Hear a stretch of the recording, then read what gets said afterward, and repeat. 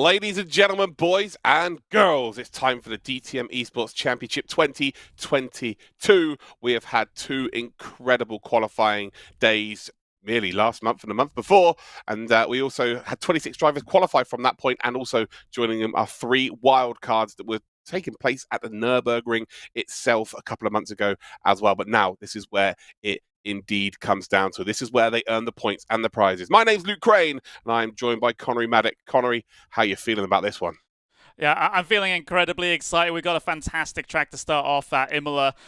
Tensions are, of course, high and amongst the drivers. They don't know how this season is going to go from this point forwards. For them, it's all about getting off on the right foot. They can't afford to have a poor performance today, lest that carry on throughout the season. But I'm certainly looking forward to it, Rook.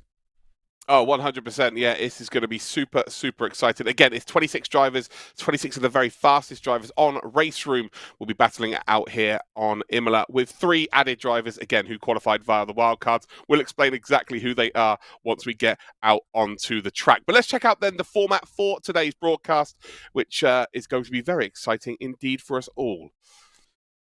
So as you can see here, it is free practice has already started, so you guys don't need to be seeing that really. The stream start, well, we're started. You can hear me. We're live. That is how it is. We then will indeed have qualifying one, which is 10 minutes long. So it is as simple as the best time starts at the front, the worst time starts at the back. It is simple as that. Then we have our first race, which is a sprint race, 15 minutes, almost like a little warm-up really. Although for the drivers, it means a hell of a lot. It's big points in the offering. Then we've got qualifying number 2, which is again 10 minutes, which is very difficult for these drivers to get their lap times in, considering there is going to be 29 of them out there on circuit at the same time. And then we have our final race of the broadcast. It's a 1-hour race akin to DTM itself. Their races are 1 hour long, with an endurance race there, 60 minutes, which is going to be super, super exciting. And we are using the DTM 2021 cars, which indeed is super exciting. New cars to see, lots of new liveries as well from the teams, and well, it is going to be an incredible day's racing. Let's check out then the calendar for this season. So today we're at Imola. We've got 2 races at Imola. Then we head to the Norris Ring, which is an absolute treat in itself, on the 24th of March. Then on the 7th of April, we head to the Lausitz Ring. And then we head to Spa-Francorchamps on the 10th of April. Then it's the Red Bull Ring on the 21st of April. And, well, ironically, it's the start of the DTM Championship, Portimao in real life, but it's going to be the end of the DTM Esports Championship on the 28th of April. Again, the format will be the same each and every week, a 15-minute timed race and then a 60-minute timed race, earning super, super amounts of points. Let's check out then the drivers. That's what we're here for. We want to see these drivers. And, well, you can now pick your favourite and cheer on who indeed you want to. We can see there for Arnage competition, we got Pinches, Ottaviani for R8G Esports, Dorniden then for Rig Esports. We've then got Dinya again for the same esports team there as Dorniden, both in a different car though, a BMW and a Ferrari represented. We've got Vermeulen then for Virtual Drivers by TX3, Hugveld for R8G Esports, Nagy for Mirror Esports, Florian Hasser for Der Esports, Fiducci then for Team Fordzilla. We've then got Isaac Price, who is a privateer, which is something we haven't seen really before from Isaac. We saw it in the qualifiers, but I mean, like, he's always been a part of big teams. It doesn't matter whether he's got that support from a big team or he's just on his own. He still manages to get to these parts of the competition. We've got Keith Lee as well from Williams Esports. We've got Kevin Siggy for Team Redline, Rudinger for Arnage competition, 3 Arnage drivers on the grid. We've then got Krippner for Der Esports, Whitford for Balash Esports, Vanna for SRC Movano Corsa. We've then got Rodriguez then, who is driving for Topes de Gama Racing Team. Gassner for the same team as Dorniden and Dinya. So they've got 3 as it stands, 4, maybe 5. They've got 6 drivers actually. Wow, 6. That's the most represented team for sure. We've got Pajic then for Veloce Esports. We've got Markovic. We've got Pfeiffer. Raschel for Der Esports, Morris Lerner, who is our current champion for Der Esports. We've then got Pliska for Team Fordzilla, Pringer, a second privateer, and then we've got Yarshul as your final qualified driver via our qualifying days. And then the 3 wildcards then. We have got Alex Mosin, we've got Florian Bodin, and we've got Julien Fox. They will be in the MediaMarkt cars, sponsored, of course, by MediaMarkt, which is incredible to give them that opportunity. But 29 drivers there, Connery. Have you got a couple there that really spring out to you that could potentially go out there and become our champion of 2022? Well, so far in 2022, I mentioned this to you actually before the broadcast, but what I want to keep an eye on is Christopher Hergveld. Of course, I bigged him up during the shootouts as well, if I remember correctly, in the DTM Championship. But since then, he has gone from strength to strength in other esports competitions here on RaceRoom. So I expect him in that RHG Esports car to be at the top of the field fighting. But of course, you cannot count out our regulars as far as the top of the order in RaceRoom are concerned. Your Moritz Lohners, your Marco Pejics, drivers like that. They're always going to be up there fighting. But potentially it might be a driver coming in and upsetting the status quo somewhat. I wonder if how well the wildcard drivers will do in this one as well, taking part in this competition. Yeah, absolutely. They are still well-known races in the world of sim racing. There's no real still surprises from the wildcards. It's not like they've come out of absolutely nowhere. They have got some serious talent, that is for sure. The difference is 15-minute timed race, of course, is going to be frantic. People are going to be jostling for position. Qualifying is absolutely key. And then we've got the 60-minute race where they do have to do a mandatory pit stop and they have to change their tyres. Fuel, they can start the race with full fuel. They could go with a lighter tank and try and get some decent track position and maybe add some fuel during qualifying. So there is a bit of strategy in that. What are the big differences going to be in terms of the two races, Connery? Well, of course, that 15-minute sprint race, there's not a lot of time to get anything done throughout that sprint race. So you're going to be seeing drivers go pedal to the metal, trying to harass drivers for every single position possible. It's going to be fast, it's going to be frenetic, and there might be a couple of incidents. But once we get to that endurance race, things will just sort of likely temper down a little bit. Drivers in that first stint will just get themselves into a rhythm. They want to be thinking ahead. They want to be thinking ahead to that one and only pit stop where they have to change their tires, they have to get fuel to the end and see what they can work out with regards to the strategy there. So it's going to be two completely different kind of races here today. Yeah, 100%. We are at Imola, which again is one of the most famed circuits in the whole of Europe, maybe even in the world. One of my favorite circuits. I'm actually going there this year with DTM, which is going to be absolute fun. And well, let's have a little track guide here from DTM champion in 2011 and one of the most beautiful men in the history of motorsport, Martin Tomczyk.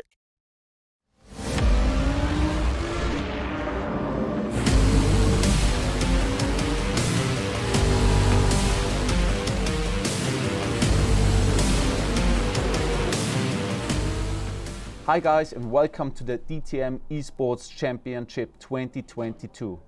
My name is Martin Tomczyk and we are facing tonight the season opener in Imola. The DTM Esports Championship is one of the 5 pillars of the DTM platform. Over 20,000 esports cracks tried to get into the championship in the preseason. Now we have 31 participants. And now it's my turn to try it out. So welcome to Imola circuit, 4.9 kilometers, 17 corners, and now we are heading down the long start and finish straight. Actually it's the longest straight on the circuit and best possibility to overtake into the hard braking zone for corner number 1. Top speed around about 270. So hard braking down, 3rd gear. Always good to cut curbs into the quick left-hander, flat-out left-hander, into the next S corner. Very quick entry, but a very slow exit. You have to take care to get the exit right here. Then going into the first hairpin, very good place to overtake, but here it's very important to get the right exit to get a great top speed over the quick right-hander. So this left-hander, you have to take care here, stay within 2.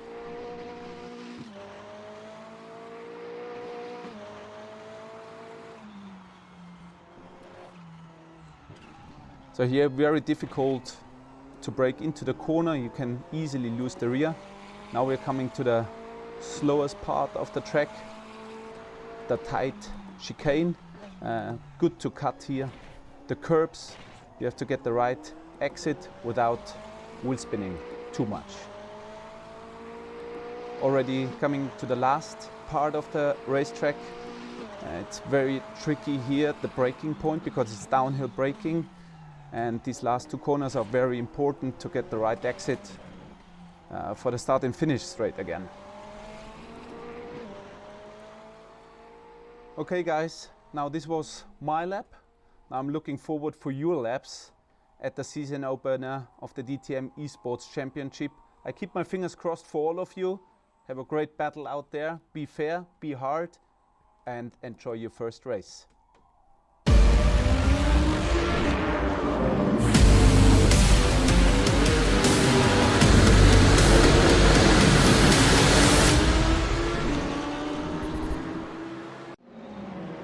Great to see a lap there from and I hate this term, former DTM champion. It's almost like as soon as somebody else wins it, their championship gets taken away from them. It's always going to be a DTM champion, Martin Tomczyk there, and you see he was genuinely enjoying himself there in the sim. And well, he was in a Ferrari. He was in Alex Albano himself, as I had to deal with in the chat every single time I commentated last year. And well, we are very happy to announce that the DTM 2021 cars will be out on RaceRoom tomorrow, including the Ferraris as well. I know everybody's super excited about the Ferraris, so that is coming to RaceRoom tomorrow. Oh boy, I cannot wait to be looking at those cars. It's going to be great stuff. And well, it's exciting for us, Connor, isn't it? Because for me personally, I get bored of looking at the same cars over and over again. So to see new cars in an esports championship makes me very excited as a commentator. Yeah, it's just another option. Of course, you know, it's sometimes quite difficult to get Ferraris in some sims. I'm glad that RaceRoom have been able to sign on the dotted line, so to speak, and Ferrari to get their cars involved in this sim. And, well, it seems to be a relatively popular choice for this championship. I'm just having a look up and down the order right now. Yes, we got a smattering of BMWs, we got an Audi involved, we got a Porsche and lots of Mercedes, but it seems like a good, well, just shy of half the field are all Ferraris at the moment, so it seems like a popular machine. Yeah, well, of course, it's the same as every sim out there, right? They bring a new car into the game, they make it overpowered, so everyone buys it. Come on, you know how it works, Connery. But no, it's a new car. Everyone's really excited to do that. So yeah, they absolutely are going to decide to pick the Ferrari. It makes sense that that's the newest car in the game. You know, they're going to be excited to choose it. Well, so that's new. Something that isn't new is Kevin Siggy. Kevin Siggy is pole position in the early stages here. Looking at the grid, I'm pretty worried for Moritz Lerner, if I'm honest. I think Moritz Lerner's got his work cut out if he wants to become a two-time DTM Esports champion. But as it stands, he's come out swinging here because he's second position in the BMW. So two names that we're used to seeing at the front end. We've got Kripner then in P3. Markovic then, the Montenegrin driver, is in fourth. And then we've got privateer Isaac Price. When there's an esports competition, there's an Isaac Price always lurking somewhere. But as you can see, it's Kevin Siggy, isn't it? He's always in and amongst it. Yeah, he is top of the order in qualifying at the moment, is the driver from Slovenia. We are on board, though, with Moritz Lerner, of course, previous DTM Esports champion. And I just got to say, ever since getting that championship win, Moritz Lerner has gone from strength to strength, not only in the sim racing side of things as well, but, of course, in the real world as well. He's certainly making his mark, and he's, well, causing teams and other drivers to really take notice of him and to take the whole sim racing business seriously, because it can translate into performances on track as he heads his way across the line. Not good enough this time to get himself up into pole position, still 2/10 off, but Moritz Lerner is, I feel, a good ambassador for sim racing. Yeah, 100%. I get the privilege to work alongside him with DTM myself, and he's a lovely chap. He really is a lovely chap. As Kripner goes up to P2 here, so that's a bit of a surprise there that Kripner has made it up there. He is in second position with Lerner just in behind, but again, a full tenth of a second in this kind of field. Siggy is really showing his skill set. But yeah, last season, Lerner, he managed to get himself a test in DTM Trophy via winning the DTM Esports Championship in 2019? All the years now are just merging into one for me personally, with what's going on currently in the world. So yeah, he managed to get himself a test. He performed exceptionally well in the test. They gave him the first week MediaMarkt themselves. They gave him the first week at Monza for this last season in the DTM Trophy, and he did exceptionally well. Got him to have a couple of top tens, and well, then he got given the full season with FK Performance Motorsport, and just did not look out of place at all. So it's been really good to see his journey. But not just that, he's just every single competition he touches, he's right up in and amongst it as one of the top drivers. He actually won Division 1 on iRacing in the Porsche Cup, by the way. He got his certificate today from season 1. So like, he's even transferring it over to a different game, which is very, very difficult to do, especially with that car specifically. So yeah, he is an incredibly talented driver. And Jack Keithley, by the way, someone else who's very who came second actually to Lerner. He's P4, so it doesn't matter whether you add someone like Siggy or Kripner into the fold, those two still tend to be right up in and amongst it, don't they? Yeah, they do. Pretty much every single RaceRoom Esports race, and even off RaceRoom as well. In the case of Siggy, he's always up there and challenging for the top couple of spots. So seeing Krippner head his way across the line now, again, not quite going to be good enough to improve here in this situation. Siggy, definitely the time to beat at the moment, and look at where he is. He's just sitting there down on pit lane. That seems to be a lot of confidence coming out from Kevin Siggy. He doesn't feel the need to get back out there. He doesn't think he's going to be challenged. Yeah, but he's got that kind of confidence, that kind of swagger. I was actually commentating on him last night in the VCO ERL Sprint Cup, and it was on ACC, so a game that he's not really that comfortable on. Still went out there and got a race victory during the day, and he was someone that was getting faster and faster as the day went on as well. Like, this guy is an absolute specialist on everything that he turns his hand to, and what a way to kick things off if he was to go out there and potentially get a pole position. But I tell you what, Moritz Lerner is a full 10th of a second up. You can see S1 there is purple. That means that he is indeed going faster as Ottaviani moves up into P4 here. He will get another opportunity. We've only got a couple of corners to go. We head then down in towards that final double left-hander. Is there going to be the potential for him to make up some positions? Through Ravazza, we will indeed come. Using all of the curb on the exit here. Well, you've got to just get on that power as early as possible, but just do not run into that gravel. It will lose you so much time. I think he's lost a bit of time here, in all fairness. He is going to go faster. Is it going to be enough for pole? I don't think so. Is it enough for a front row start, though? It could potentially be. Across the line he goes. It is not good enough. So he gains 600ths of a second, and he does not have time to finish this next lap. So he is done for here. Anybody that crosses the line now are done. And you may think that's a little bit odd. Basically, as soon as it hits 0 on RaceRoom, the qualifying is over. So you have to make sure you finish your lap time before that indeed finishes there. Keithley was up on his time, I think. We've got Florian Hasser, who's currently in P6 here, Connery. 4/10 off the pace, and well, going very, very quickly through sector number 1. A full 10th up on Siggy's time.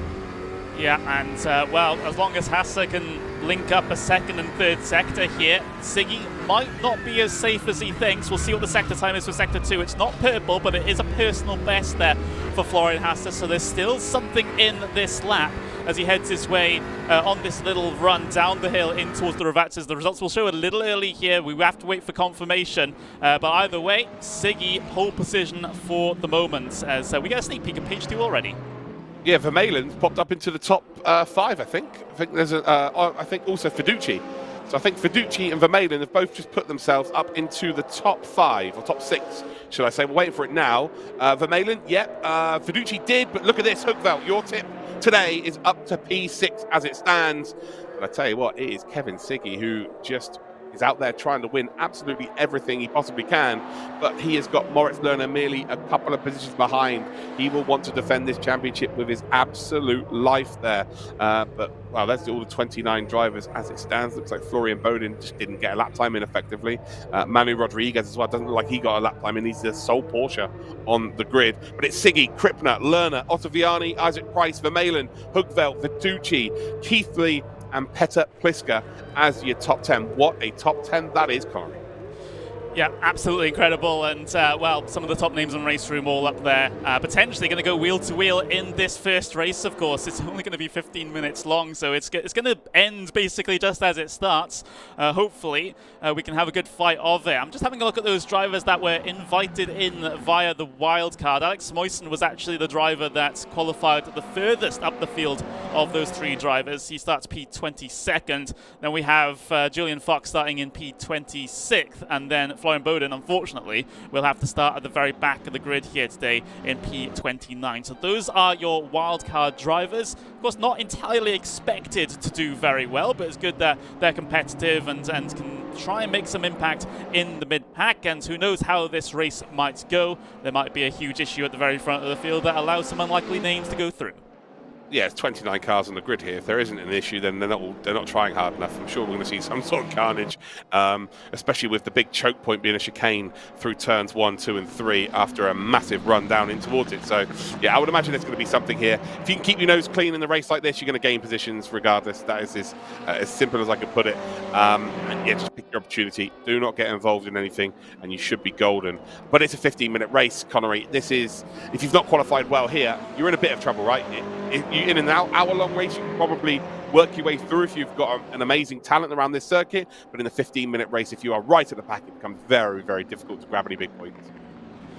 Yeah, it does, and there's not too many rounds in this season. Usually in sim racing we talk about 12-round seasons, 15-round seasons. There's only going to be 6 rounds of this championship, so you don't have a lot of races where you can have a bad one, so to speak. The season requires a lot of commitment from the very get-go. You can't afford to have a slow start here in this one, otherwise you'll be always scrapping for points towards those latter rounds of the season on the back foot. So yeah, this race is so important at Imola, and it's a circuit, such a historic circuit as well to get things started off on. I certainly love it as a track. Of course, it's gone through some quite major changes over the decades. Of course, the most significant of which was when in 1994 Ayrton Senna unfortunately lost his life at Tamburello. Of course, it caused the whole situation where they had to reprofile the chicanes, both at Tamburello and of course Villeneuve as well. And but still, the track in its current state is still very, very fun indeed, especially in that middle sector, Luke, where you come down the hill here and then get yourself into Acqua Minerale. It's always a bit of a roller coaster. Yeah, 100%, and that's the sort of position on the circuit where if you're behind, you just got to try and offset somebody. Maybe just get your nose up on the inside, because you're just leaning on the weight transfer of the car so much there. So, and if you force a driver to be on the power maybe a little bit too early, they can easily lose the rear and spin out. So, yeah, as much as it's not really an overtaking opportunity through that part of the circuit, if you can put enough pressure on, you can force a mistake and ultimately gain a spot. We've already allocated some points here. So qualifying it is indeed 3 points for P1, which was Kevin Siggy. Second position was Kryptonite for DTM Esports. He's going to pick up 2 points, and then Moritz Lerner is going to pick up 1 point for finishing in third position.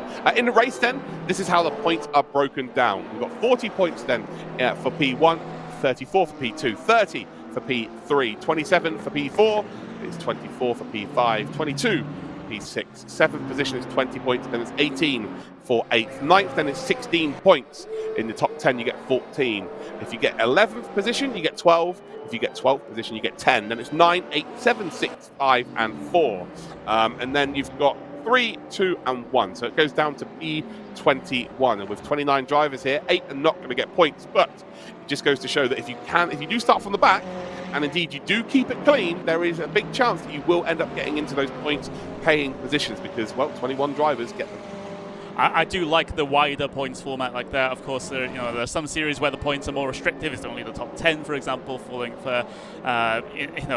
along with Formula 1 in the real world. But I think extending the points down to those more minor positions actually causes the racing back there to be a little bit better, because sometimes you might find some drivers realize, oh, they're out of the points, so therefore these positions really don't matter. The racing side by side with someone, they're just going to try and have a little bit of fun and try and play some shenanigans, so what. But if there are points on the cards for those drivers lower down, then maybe they'll be able to take things a little bit more seriously, and we can have a bit of a better race back there than we would otherwise. And of course, it keeps their interest in this season as well. 100% right. Salvo Popovic is supporting Matija Markovic for the win.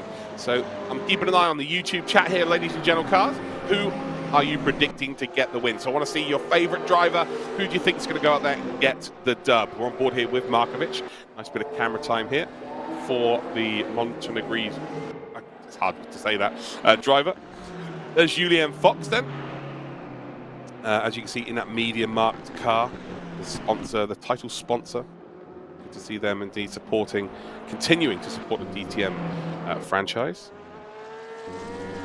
So we've got someone very excited in the chat about Ferrari being in RaceRoom. Rapid Man, Fire, there you go. Yes, it's here, and it's out tomorrow. So you can go and get it on RaceRoom tomorrow, ladies and gentlemen. It's going to be a good time indeed. Just 9 seconds to go, and then they've got 60 seconds to line up. Again, get your predictions in the chat. Who do you think is going to go and do well? Who do you think is going to go out and win this race? It's only race number 1, remember. We've got 2 races tonight, 15-minute race and a 60-minute race as well. Points are the same for both races, so interesting to say the very least. Give me a prediction then. Who's winning this race? It's going to be very, very difficult to tell. I think Lona, in particular, he's had a pretty... I'm sure he won't mind me saying he's had a pretty poor start to his 2022 RaceRoom career for this season. So he definitely wants to be making an impact here. Starting P3, second row, fantastic place to start. Let's see the previous DTM champion get back to the top. Why not? Okay, yeah, wow, it's a pretty safe bet that he's going to be in and amongst it, or there or thereabouts. That's for sure. I think it's going to be a nice dynamic that we're going to be watching Ferrari versus BMW at the start of this race. And also, they're locked in now. Once they've chosen their car for this race, ladies and gentlemen, cars, that is it. They are stuck with that car for the rest of the championship. So with the BOP, there's going to be cars that are faster at certain circuits than others. Moritz Lerner from Lewis Pop. Kevin Siggy's going to do well from Brett Metcalf. Miguel Amarin is just talking about more cars. You can't keep everyone happy here. Just more cars, more cars, more cars. Naboja is supporting Markovic. Here we go then, ladies and gentlemen. We're about to get underway here, waiting for those red lights to appear at the top of your screen.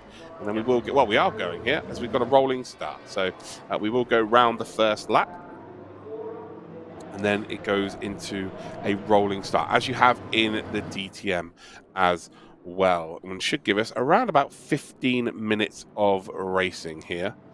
So it will be Siggy that takes them away. Oh, it's exciting, isn't it? You know, we get this whole lap here to build up the tension, get excited. Anyone else? Moritz, who else? No one else? No one else is going to be giving us predictions as to who they think is going to do well. How important is it going to be that there are two Esports drivers behind Kevin Siggy here? They're going to be able to work together? Is it a case of Lerner? I know it's really early in the championship and we're already talking about potential tactics, but is there a case for that number one car to help his teammate out here? And if he's not able to make an overtake, slow the rest of the pack down just to guarantee some good points for his team? Or is it a case of they're just going to go out, you know, hell for leather and get it done? Look, it's always helpful to have a teammate in any race, let alone near you in any given race. So Krippner and Lohner, they have a lot of options here. Maybe not when it comes to the sprint race, but of course when it comes to the actual endurance race a little bit later on, they can try some interesting things with regards to strategy. Keep one car out just to keep applying the pressure when one car comes down in and tries to get an undercut. You can do it the other way around as well. So for DTM Esports, having those two cars up there is a huge advantage compared to Kevin Siggy, who's basically all alone and has to be looking in his wing mirrors all the time. But these guys continuing on single file. At some point here in Sector 3, they'll get themselves double file for our start. And of course, there is a restart zone that these drivers will have to pay attention to as well. So you can't be getting yourself a penalty in the first 2 seconds of the race. No, absolutely not. So you've got to, you know, take care of this situation. Make sure you get off the line well, but not too well. Don't give yourself, you know, an uphill battle for the rest of this race. So here we are, then, ladies and gentlemen. Welcome to the sprint race. We've got the endurance race to come up for you a little bit later in the broadcast, but this is around about 15-minute racing here. Siggy will take us away in pole position. Krippner is in second, and then we've got Lerner and Ottaviani as your second row of the grid.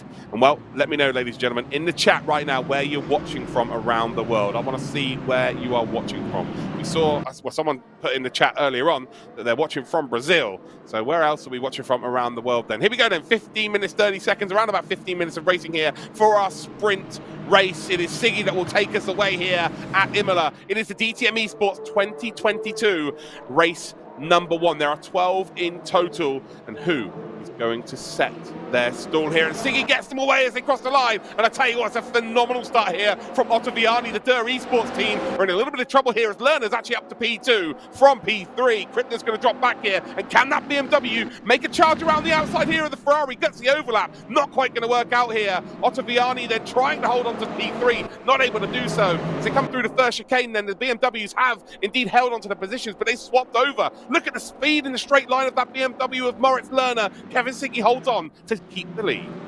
Yeah, Siggy was very much challenged there into turn number 1 and in towards Tosa, the hairpin coming up the hill. He'll have to try and defend again as Lerner tries to go the long way around, but cold tyres here at the start of the race. He doesn't get the grip on the outside required to maintain the overlap all the way up the hill. So Siggy lives to fight another day. You pointed out the great start from Ottaviani.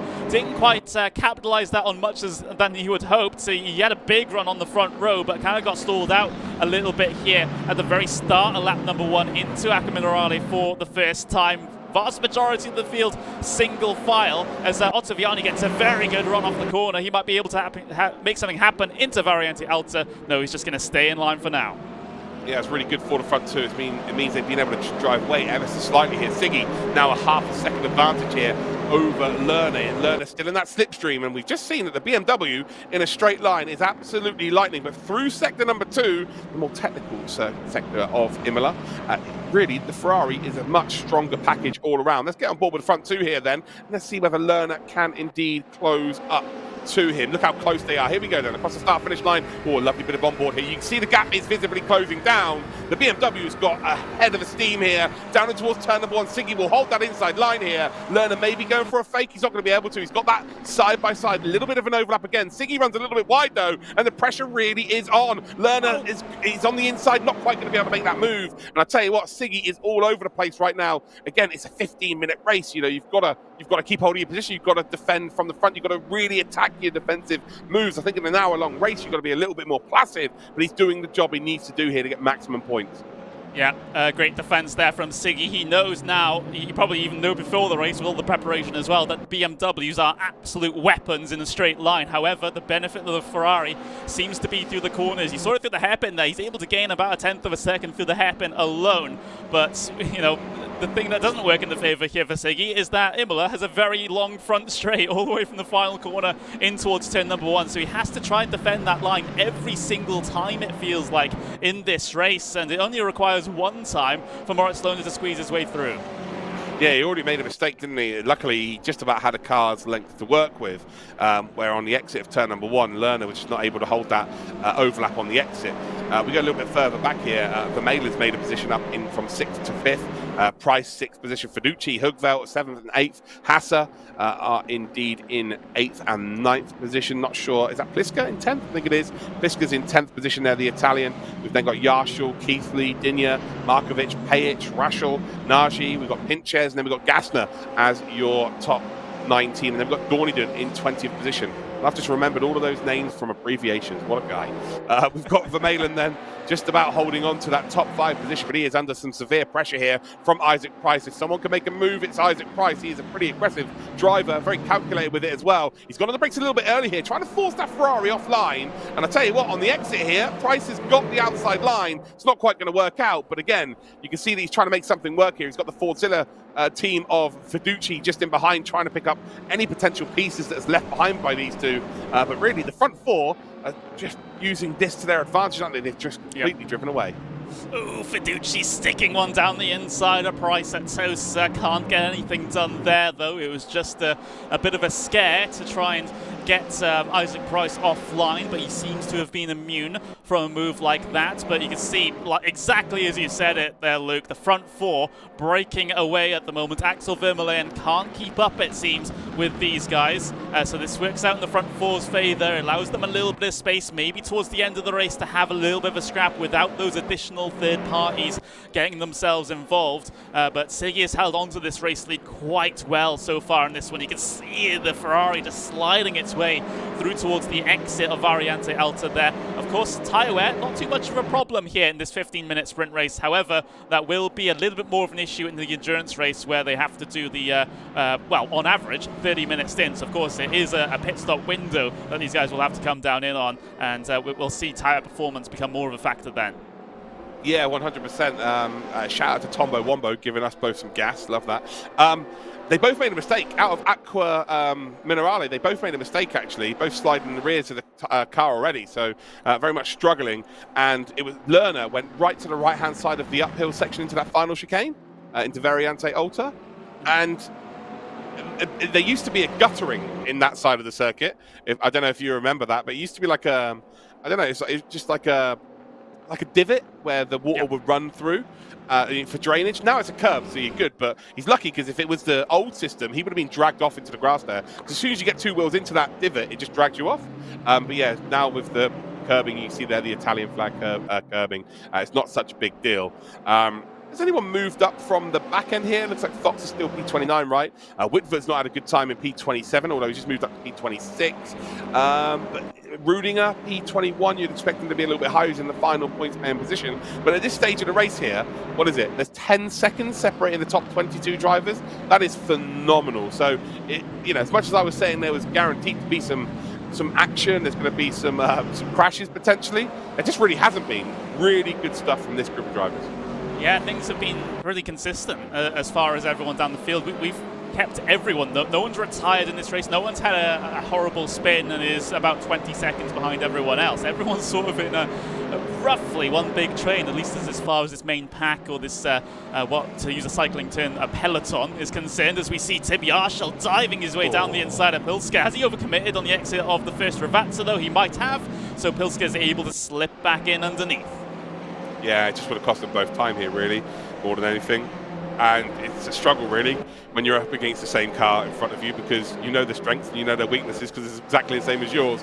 But also, on the flip side here, he's got a teammate in that Ferrari, and if he can force Pilsker to make a mistake here, it could be, well, it's going to be 3 wide here for sure. Ferrari decides to back out. That could have been, well, that was Dinya, so Dinya nearly. Oh, that's a big spin. Big spin. He just gets on top of the curve there. He puts the power down too early as the car's unsettled. And unfortunately, once the wheels then re-touch down on the tarmac, the car just wants to do its own thing there. It's like a happy dog. It just wants to spin. And unfortunately, it's going to drop right down. Where is Yarshall going to end up? It's P29. So you're battling for a top 10 1 second, and now you're P29, just because how close and clean this race has been. Very, very unfortunate there. And again, it's a sprint race. You've got to try and make something happen, but ultimately, you don't want it to have a massive detrimental effect. Getting big points in race 1 is huge moving forward. But ultimately for Yarshall, that's not going to be the case today. Look at this. Look at that cars all over the place. Sparks being flung up here. Do you think that Siggy and Lerner are on the limit? Well, judging by what we're seeing on our screens right now, absolutely. Are we going to see a potential move here, Connery, from Lerner? Is he going to be close enough? Or is it a case of, do you know what? There's not really any point in making a move. Get big points, move forward to the main race, and see what you can do there. Well, for Lerner, I don't know. I can't get inside his head and tell exactly what he's thinking. However, we know over the last couple of years he's become more of a cool, calm and collected driver than he used to be. So he might just be happy just to sit in P2 here, take the points and have a look to do something in the endurance race. However, you can never really 100% tell a driver's mindsets, especially in these sorts of situations when the race lead is right there and you're getting this big old draft down the straight every single time. Here's another attempt here for Lerner, looking to the outside, but you saw what Siggy did there. He parked that Ferrari right in the middle of the road, forced Lerner to make a big decision, either going to the outside and try and commit to a small gap on the outside, or dive to the inside, which will not give him the line in through the chicane. It's great defensive driving here from Siggy at the moment. I'm absolutely loving the cop cam there for sure on the BMW, but you know, these two battling for position. Siggy keeps going defensive. Look who's caught up though, Krippner. You would assume that Krippner's not going to try and dive his teammate. Like, I know it's an individual championship right now, but you also got to factor in that it's the top 5 that win the prize. So the top 5 will indeed go to a sighting event during the DTM calendar this year, and they will be effectively judged, and the best one out of the 5 candidates will be given a full paid drive of the DTM Trophy 2023. So again, winning the race is great, getting big points is great, but if you can just get yourself top 5s week in, week out, every single race, you're pretty much guaranteed to go out there and be in the top 5 at the end of the championship. So, you know, P2 isn't too bad, P3 isn't too bad. Ultimately, it gives you more of a buffer. But yeah, this is fantastic to see from the likes of Siggy, Lerner, Krippner up there, Ottaviani, Vermeulen. You know, I'm really, really chuffed to see someone like Vermeulen as well. Fiducci is another driver that I would say over the last sort of 12 to 18 months, they've really announced themselves in the world of sim racing. And you're seeing them now, not just on RaceRoom, but on other sims as well. They are really just there or thereabouts in every competition they enter now, which is fantastic for sim racing. There are so many talented drivers out there right now, as we still are on board then with Lerner and indeed Siggy. He is going to get that overlap once again here, and I think for the first time, he's got his nose just about ahead here. And I tell you what, this might be a move. It might be configured. It could be beautiful. Siggy, though, still on that inside line. The BMW with that pace advantage as we come down in towards this very fast chicane before we head down into the hairpin. And it's done. Moritz Lerner, of course, our current champion in the DTM Esports, a DTM trophy driver. He's been patient. He's waited 11 minutes to do so, but he is now in the lead. And look at this, Krippner looking to go through as well. Not quite going to work out. And this is perfect for Lerner. He needs Siggy and Krippner to battle, which means that Lerner can drive away. But there's been a few murmurs that Lerner maybe not at the right pace to go out and take the championship once again, become a 2-time DTM champion. Well, he has absolutely come here and thrown that rumour in the bin as he now leads race number 1. Yeah, it was a great move there from Lona, and he set that up over the last couple of laps. He's sensed as, oh, Siggy, that's a bit too much of an off-track there. You gotta be so careful with cutting the course like that, otherwise you might get yourself a slowdown penalty. However, it seems like he's been able to get away with it for now, but you can see now trying to drive above his means here at the moment, trying to lock back onto the back of Lona, but Lona already starting to pull away a little bit. 0.5 of a second is the gap between P1 and P2. Of course, Siggy will get the slipstream out of the final corner into turn 1 this time, but we haven't seen the performance of that Ferrari in the slipstream. We've just seen it trying to defend. We saw the BMW get a huge run. Maybe not the case here with the Ferrari, depends on the run out of the final corner, of course, but for Lona, maintaining that 4.5 of a second ahead at the moment. Yeah, BMW just is an absolute rocket ship in a straight line, even though it's punching the world's biggest hole in terms of the size of the car for the Ferrari. But ultimately, there's another BMW behind Siggy as well. And if I'm Siggy, I'm just making sure I get P2. You do not want to be losing any more positions here. He will close up naturally through the middle sector, which we're about to begin.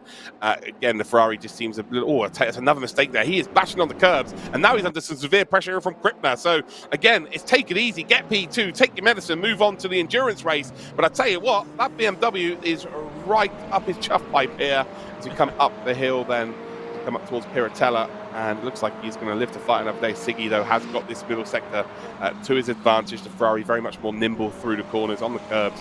But again, he's just taking, you noticed it, he keeps taking too much on exits of corners or cutting the corner a little bit too much. And ultimately, the curbs around here, they are very much raised, especially with those yellow little sort of bumpy curbs as well. It will just send you offline, it will send you off circuit. And again, it's kind of an Italian-style track, right? In terms of, you've got the same similar sort of curbs at Misano, you've got a similar at Monza as well, to stop people from cutting the chicanes too much. So, yeah, you just got to try and stay online here. And again, take your medicine. Ottaviani maybe looking to try and get a couple of Ferraris there in that top 3. Yeah, he's been waiting here patiently as the driver from Italy, of course, in the quite essential Italian car as well, on board with the Ferrari out the final corner. So let's see what he can do from this position. He's been this 4th car in this leading quartet at the front of the field, but hasn't made too much of an impact just yet. Of course, there's only so much he can do in that Ferrari with this straight line speed deficit he has compared to the BMW. You can see the BMW ahead, pulling away despite the Ferrari having the slipstream towards the end of the straight there. That's how much of an advantage that it has. But yeah, let's see what Ottaviani can do from here. Of course, Krippner has his sights set on Siggy at the moment. You can see that gap developing for the race lead again. 1.6 seconds, the gap that has been pulled out by Moritz Lona already. That's how strong he seems to be at this stage. Didn't quite hook it up in qualifying, it seems, but in race pace, it seems like there's no one better at the moment. Vermeulen Price are having a massive old ding-dong here. Look at how far offline Vermeulen's going to defend up towards Piratella. They will come, and I tell you what, Price is very close indeed. If he can nail this middle sector, he will have that long run down in towards turn number 1 once again. Although it's going to be closest to whether this is the last lap. They crossed the line pretty much bang on their qualifying time, so I have no idea as to whether we're going to get one more lap here or not. So I'm going to tentatively call this the last lap, but I'm pretty sure we will have one more to go. I'm not quite 100% sure how it's going to go down, but we'll figure it out. Maybe we get 2 race finishes here for the price of 1, which is always good. Down in towards then what will be the final double left-hander here through Ravazza, and Moritz Lerner is, of course, already a DTM Esports champion. Got his DTM trophy seat because of it, and he's about to come up towards the line here and take the checkered flag. 5 seconds to go. It's going to be mighty close, but I think it is going to be the final lap of the race. Or is it? No, we got one more. It was right bang on 0. Has he done it? I don't know. No, I think there's one more. Yeah, I'm not seeing him as finished. How about that? It was basically between 0 and 1 second heading his way across the line there. And we go one more. So another chance potentially for things to change further down the field in this battle for P2. Perhaps not all that much towards the very end, but we do have battles further down the order involving Rachel and Payet and others as well. So they'll be very thankful for this extra lap. Yeah, Marko Payet was again racing last night in the VCO ERL. So yeah, double duty for him this week, which is difficult to prepare for 2 different competitions, but still doing relatively well. He's going to earn some decent-ish points. Price, as you can see here, is now under a bit of pressure from Gianmarco Fiducci from Team Fordzilla. I love the Fordzilla livery. I just think it's just so unique, and it's just, I don't know what the term would be. I'm a 35-year-old man, so it's like so down with the kids. It's just like, it's like graffiti car. It's just new age. I don't know. I'm just sounding so much. I'm sounding like more of a boomer every time I say anything. But yeah, I just think it's a really cool livery from Fordzilla, and it's kind of across all of their games that they do indeed take part in. Lerner, though, here we go. Take 2 for race number 1. He has got the double left-hander to go here, then the long run towards the start-finish line. And it wasn't easy. Kevin Siggy qualified pole, and he led for, what, about 11 minutes here. But Moritz Lerner kept trying to make that move into turn number 1. Got the overlap, and through 3, he indeed managed to hold on to that position. He is our champion for the DTM Esports currently. And while race 1 of 2022's version is going to go to that number 1 car for Dur Esports, it's Moritz Lerner. Siggy takes P2, Krippner P3, Ottaviani P4, Vermeulen takes 5th position. We've got Price, Fiducci, Hasser. We've got Hugveld and Pliska as your top 10. We've got a hellacious little battle here as 3 BMWs then cross the line holding hands. A Ferrari there of the number 87. That's one of our wildcard drivers comes through as well. Had a bit more pace there around the outside for some reason. But here are your official results. Take us through it, Connery. Yeah, absolutely. Moritz Lerner takes the race win here in the sprint race. The first sprint race of the season with Kevin Siggy P2, Krippner P3 with Ottaviani in P4, Axel Vermeulen P5 of Isaac Price in P6. Then P7 you've got Gianmarco Fiducci, Florian Hasser, Christopher Hugveld, Peter Pilsker rounds out the top 10. And then of course you have the drivers outside the top 10 involving Dinier, Keithley, Markovic, Rachel, Pejic down to P15 here today. And Nagy, Pinces, Donnerden, Garsner and Rudinger round out the top 20 cars. Of course, it's down to P21 where the points go, so P21 will go to Max Pfeiffer. He'll get the last point. And then those outside the points, Vanna, Yarshel, Wittvoet, Mosin, Rodriguez, Fox and Ringer. I'll tell you what, we've got one driver at DNF there, but in terms of the 27 cars that did finish, 25.8 seconds between first and last, there was not a lot of incidents in that race, was there? Like, it was really, really that close, which is exceptional for us moving forward. We still, of course, got a 60-minute race to come as well, ladies and gentle cars, which is going to prove to be very exciting as well. They've got the little matter of a pit stop as well. They've got to change tyres. They may go with light fuel at the start to try and be quick at the start and then put some fuel in the pit stop. I don't know what's going to go down there. It's going to be really, really exciting. But that first race, it looked like Kevin Siggy had it sewn up in qualifying. He was a full 10th ahead, which at this level, Connery, is massive. But Lerner, well, yeah, you can't bet against him when it comes to DTM Esports. You simply can't. You simply can't. And to get this race win, so important. It gives him a bedrock to build off of.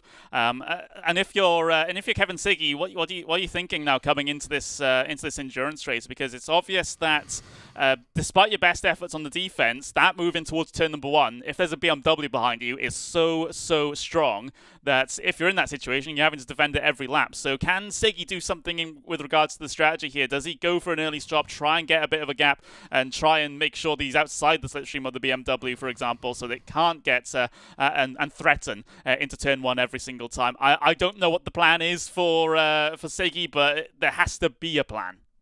Yeah, it all depends where the pit window is as well. I'm not sure how long the pit window is. I'm sure there will be one. Or maybe it's just a free-for-all. Who knows? If it's free-for-all, then, well, we're in for an absolute treat. Well, go out there, ladies and gentlemen, get yourself some snacks, some drinks, because we have got a second race coming up for you very, very shortly. But we're just going to go for a very, very quick break. Auto Hero ist dein Online-Shop für Gebrauchtwagen. Wir verkaufen nur Autos aus unserem eigenen Bestand. Jedes ist von unseren Kfz-Experten general überholt und rundum aufbereitet. Und du erhältst 1 Jahr Garantie. So unbeschwert kann Autokauf sein. Finde jetzt dein Auto bei Auto Hero. I'm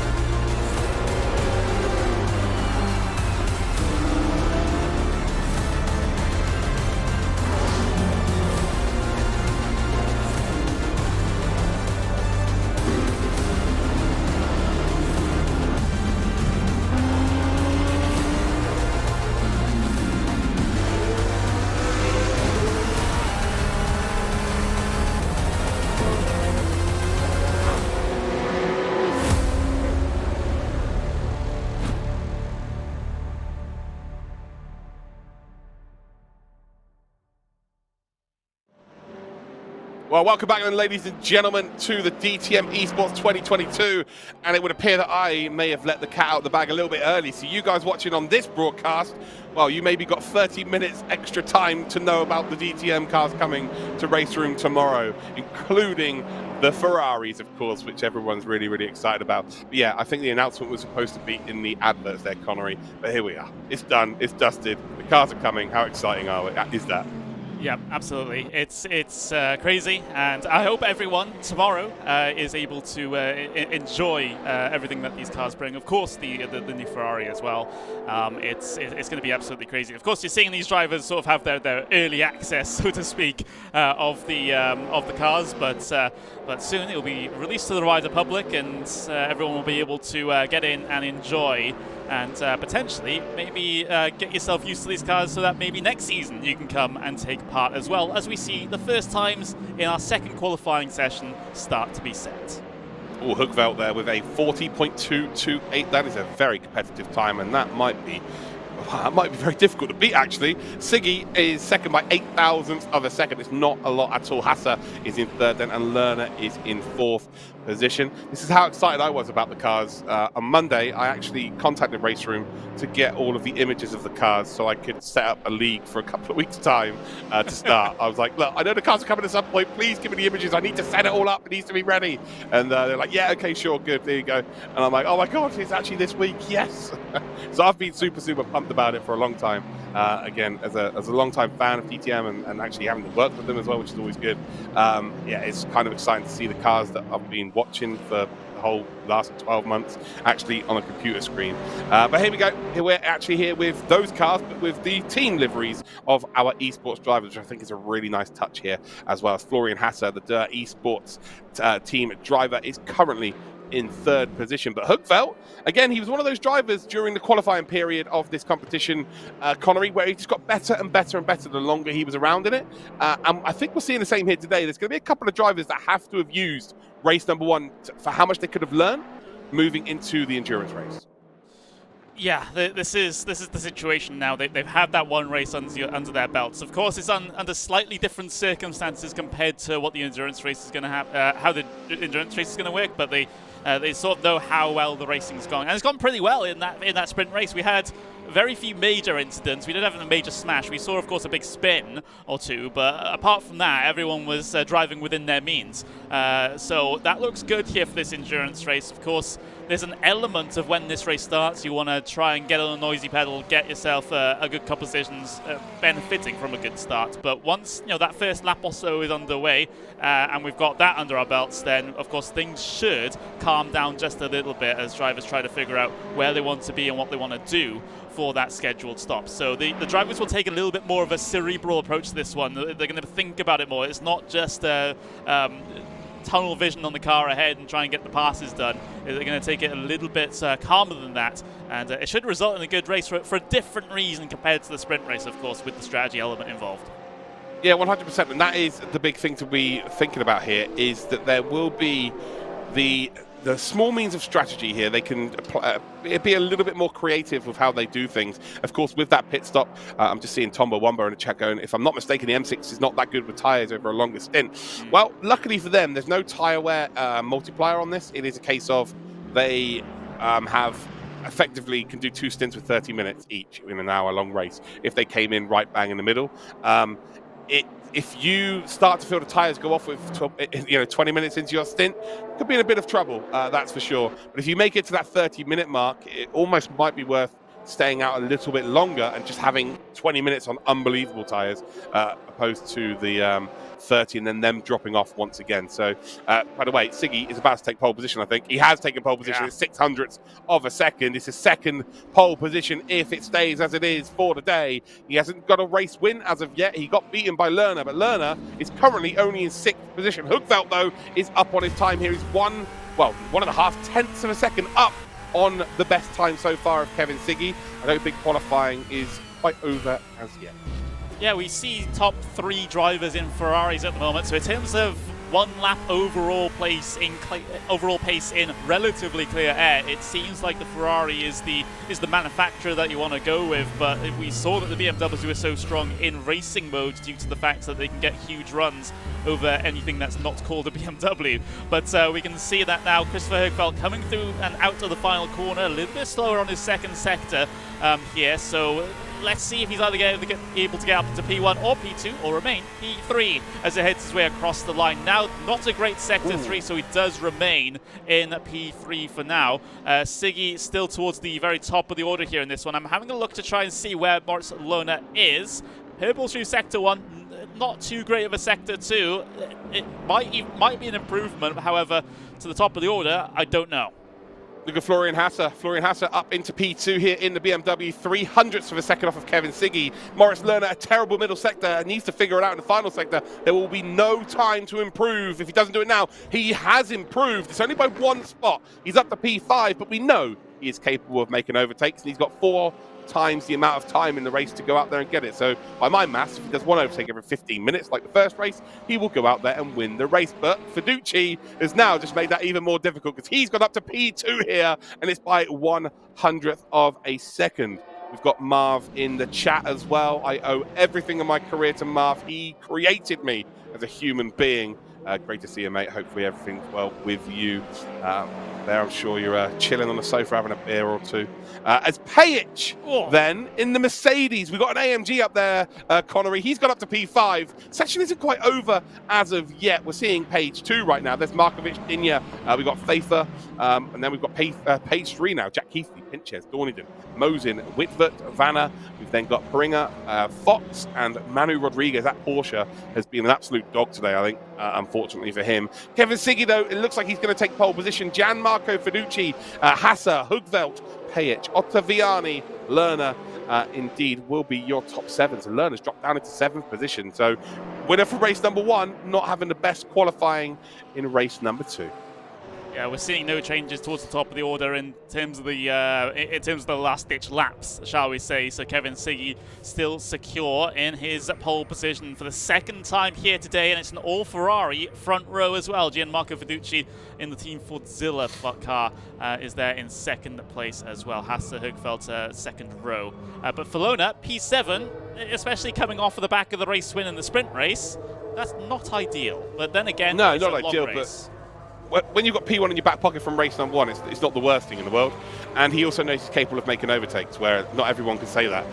Fiducci is a big surprise there. Well, I say surprise. Again, he's someone who's been improving over and over and over again. I love RaceRoom because you always see this, people speeding in the pit lanes. Great for a race. So yeah, I'm excited to see how this goes down in this race. We've got 4.5 minutes of warm-up. Kevin Siggy now knows he's got to be wary of the BMWs in a straight line. I'm sure he would have known that anyway, but more so now. But he's got a Ferrari behind him. Can he keep Fiducci behind him? Fiducci, I think if he wants to go out and win this race, has to make the move on the first lap.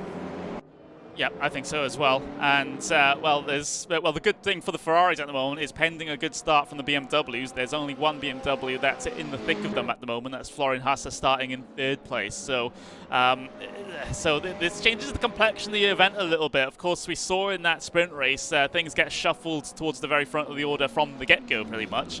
As we saw Ottaviani in that particular instance getting himself a very, very good start from a couple of rows back. He's starting a couple of rows back again in this event. So, potentially, same thing needed for Ottaviani, but yeah, gaggle of Ferraris towards the very front.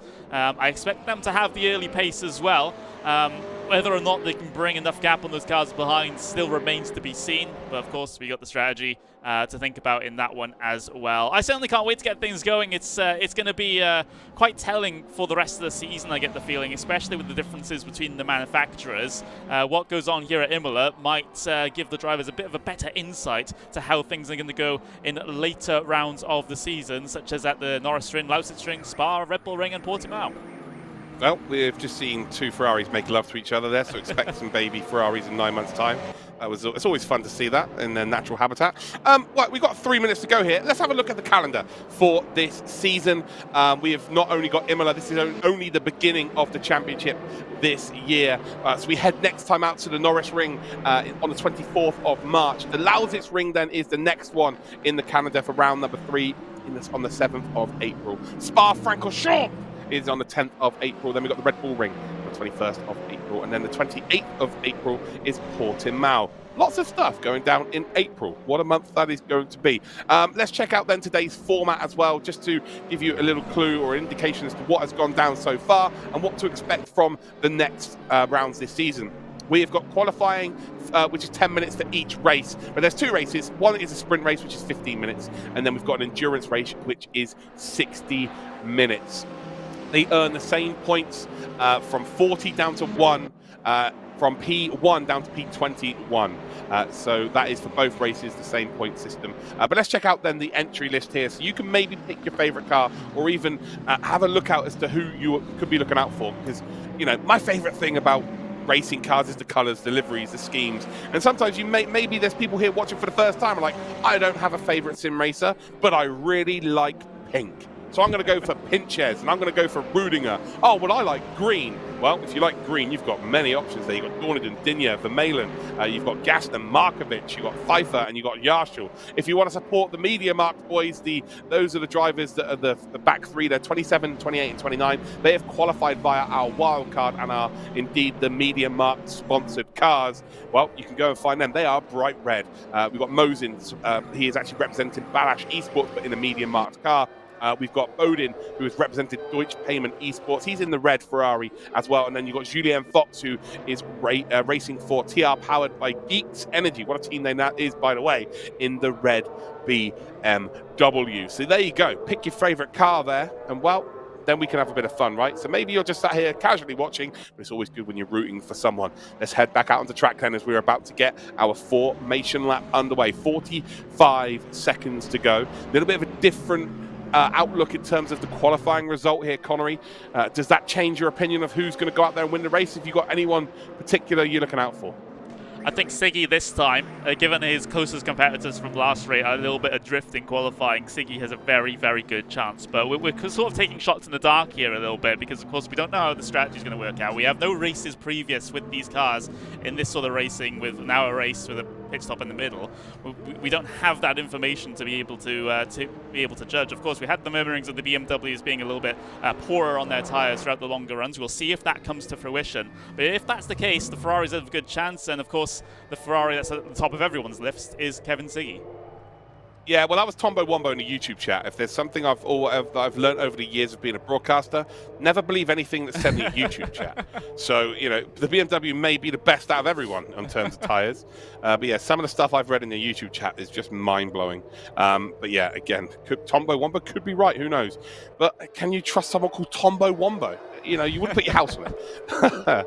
Again, only having a bit of fun here, ladies and gentlemen, only having a bit of fun. 50 seconds to go. They're all going to grid up here. They've got one full formation lap. Again, it is absolutely vital they don't get themselves a penalty on the start, so make sure you start at the right time. It will be Siggy that take us away. He's got a Ferrari of Fiduci to kind of back him up here, whereas he was under assault from the DTM Esports drivers of Kripner and indeed Moritz Lerner last time round. He's got a little bit of a buffer with another Ferrari behind him, so excited to see how this goes down. Everyone's taking their time a little bit more so this time. If they don't ready up before the 30 seconds, they will just be put onto the grid anyway, so just as well do it early. But as you know in sim racing, Connery, there's always at least one. Yep, there is, and well, hopefully these guys know that this is a pretty big deal, and they get themselves all ready, and in fact they are. So we have, of course, that extra 3 minutes on the timer just to get this rolling start in, and well, to get us going here for the endurance race at Imola. So we've had a little bit of a prelude here, Luke. We've had a slight little look into how the racing is going to be today, but this is, of course, is the main event, and well, I can't wait to get it started. Everyone off and away. Seems to be no dramas further down the field. Siggy leads them single file through on this formation lap.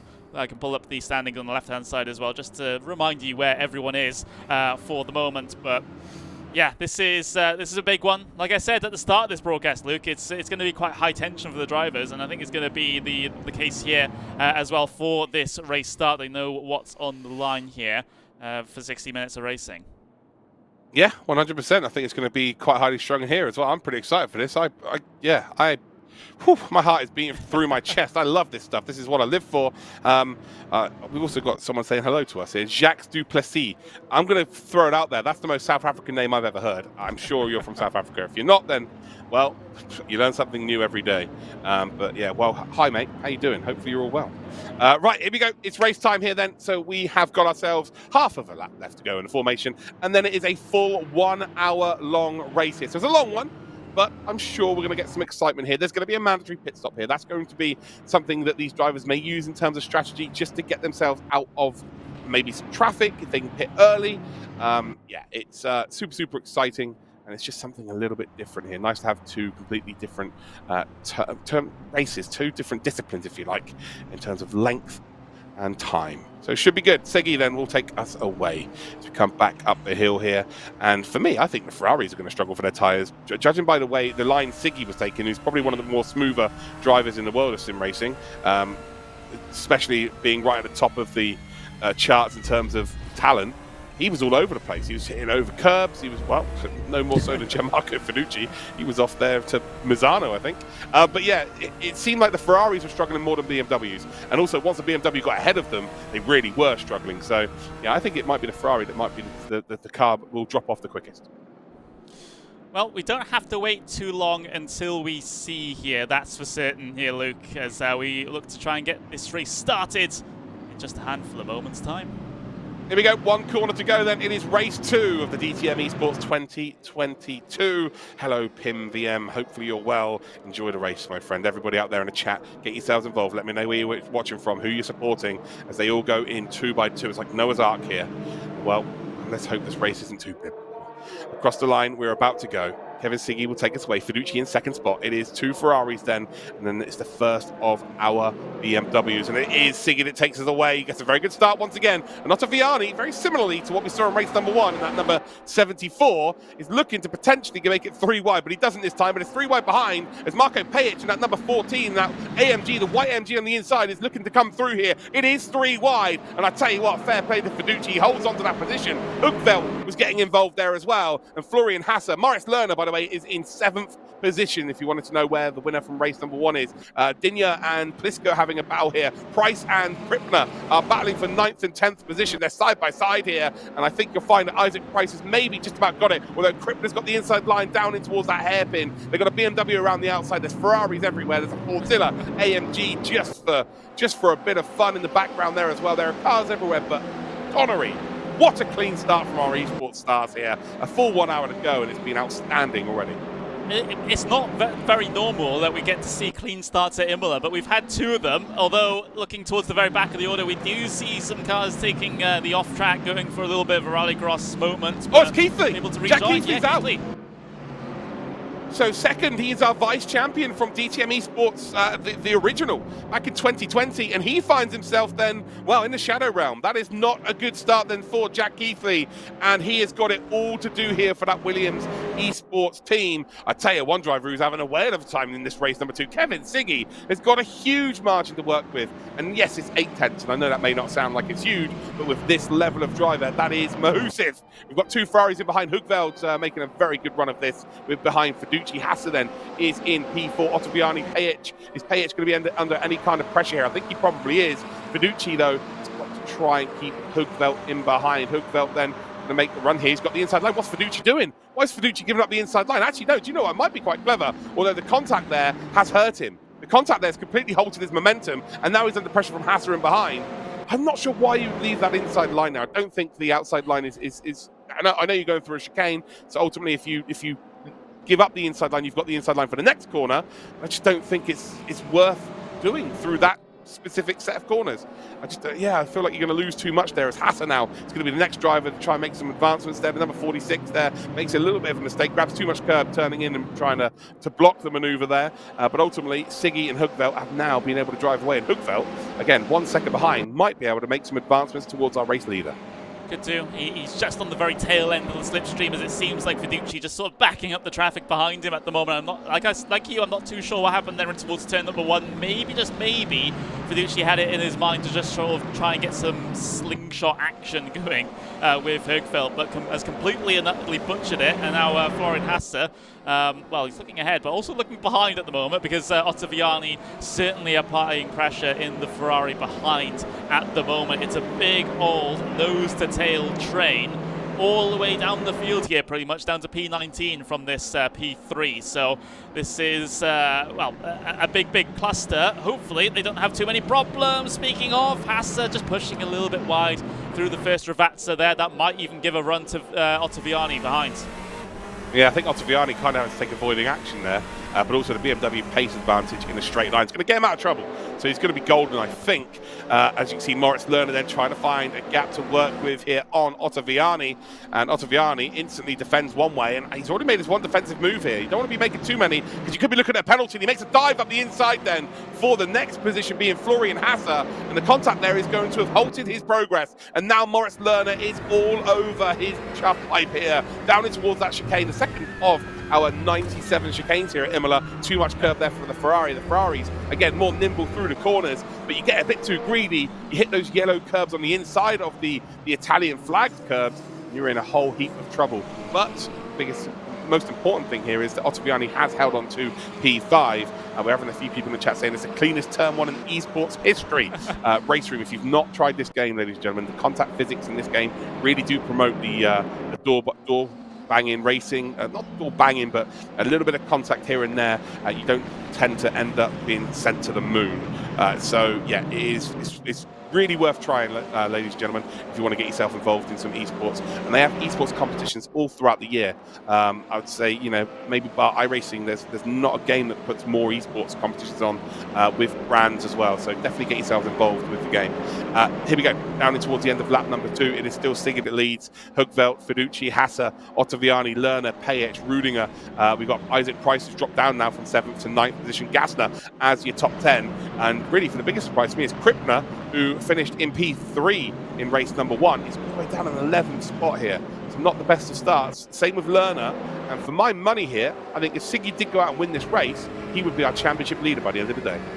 Yep, I think the mathematics works out in the favour there, as we're running on board with Lerner again, forcing Ottaviani to go defensive this time around. Commitment around the outside, on the brakes by Moritz Lerner. Oh, he's got him. Oh, the tour margin though. Out into the gravel goes Ottaviani. That's going to be looked at, 100% going to be looked at there. I don't think Lerner's done a lot wrong, but basically, if you're on the absolute limit of the car and you're leaning on the weight transfer, you're just not really in 100% control of the car, and ultimately Ottaviani here is being sent out onto the gravel, and that's where you lose a lot of time. He's now being overtaken here for P9, now P10, and he is just dropping like a stone here. He's going to be furious with Moritz Lerner there. Again, Lerner hasn't done anything too crazily wrong there, but ultimately he wasn't 100% control of the car, so I'll be very surprised if that wasn't deemed as a penalty-worthy incident there from our steward. Yeah, we will have to have stewards review after this race, of course. The results that you'll see pop up on your screen will be unofficial. Pending stewards review, we'll try and get the updated standings to you as quickly as possible after the race, of course. Yeah, we still got 54 minutes, rounding it up correctly, until we even get to that point. So we're getting ahead of ourselves just a little bit here in this situation. See Gassner has the train established behind him for P9. Ottaviani only fell down to P10, which sounds like a lot of positions lost. However, it could have been so much worse. As you can see, pretty much the entire field still in a train behind. Yeah, exactly that. And it's one of those, if you push too hard to go forward, you're potentially going to make an overtake. But if you don't get it stuck because they're all so quick, you're more than likely going to be under pressure from cars behind and lose more spots behind as well.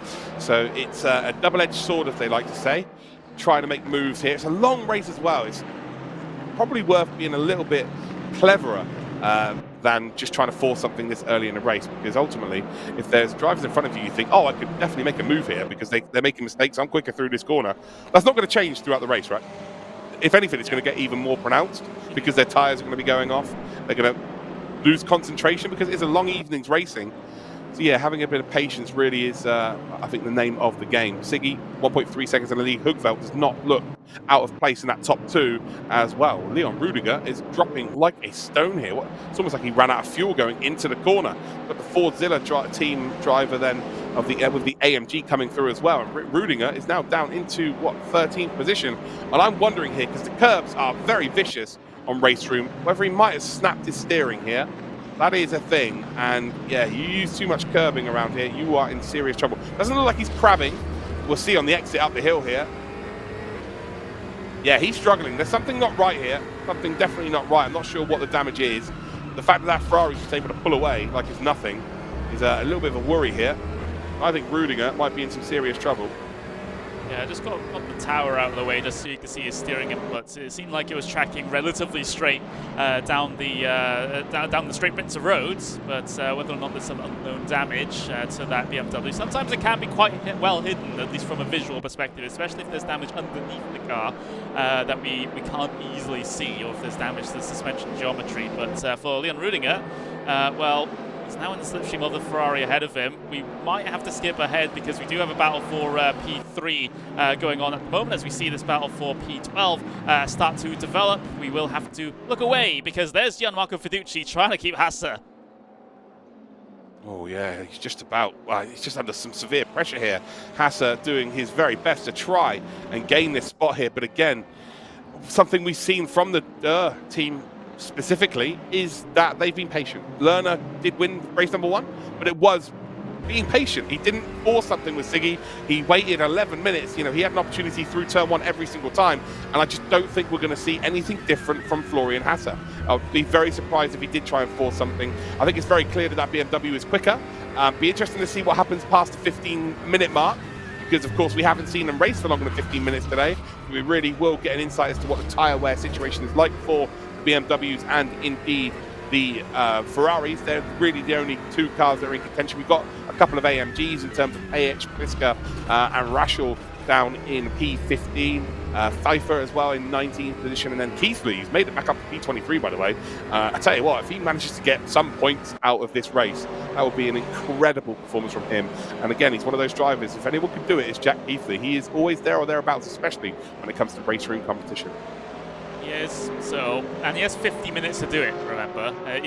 Not usually in this situation, are you, when you have such a long amount of time to try and recover things. So that's going to work in the favour of Jack Keithley. And, well, we'll see how well he does. Back towards relatively the very front of the order as Moritz Lerner. Is he going to pull off a move on his teammate here? Is Hassa letting him go? Hassa has let him go. So a swap between the two Door Esports teammates there for P4 and 5. I think Hassa might have more confidence in Lerner being able to pull off this move than he is in himself. Yeah, I think the factor here is Lerner's already made a move today, right, on a Ferrari. At this top level of esports, they're so similarly paced that making an overtake, you need to have about half a second advantage. So you've got to force something, as we are seeing here, up towards the hairpin. And I think what we're going to see here, potentially from Hassa, is that Moritz Lerner slows that Ferrari down through this sector specifically, and then gives that BMW a chance to tow all the way down into turn number 1. So we'll watch out and see how this goes, because there's no way Hasser's giving that away for free. But fair play, if he's gone for the whole, look, you are quicker than me, Lerner, you can get this job done. The best possible situation is to get it done in the next couple of corners, and he did. So that means they're going to be wasting 0 time here. And again, Lerner just trying to break that toe, trying to make that Ferrari as slow as possible, and he's trying to give Hasser an opportunity. I think you'll find that Lerner will try and slow them down in towards that final couple of corners, because he knows that his BMW is going to be able to drive away. Hasser has got to do his job now. He's got to try and get past here and make that whole exchange worthwhile. And we got another shout here. Oli saying he loves the commentators. So much love here. You know this is YouTube, guys. You're supposed to be slanderous and horrendous to us. But yet, here we go. We've got positive comments. Again, hopefully you're enjoying the show, ladies and gentlemen. Shardon, sorry, mate. I was only putting you on the spot, having a bit of fun, mate. Hopefully you're all well.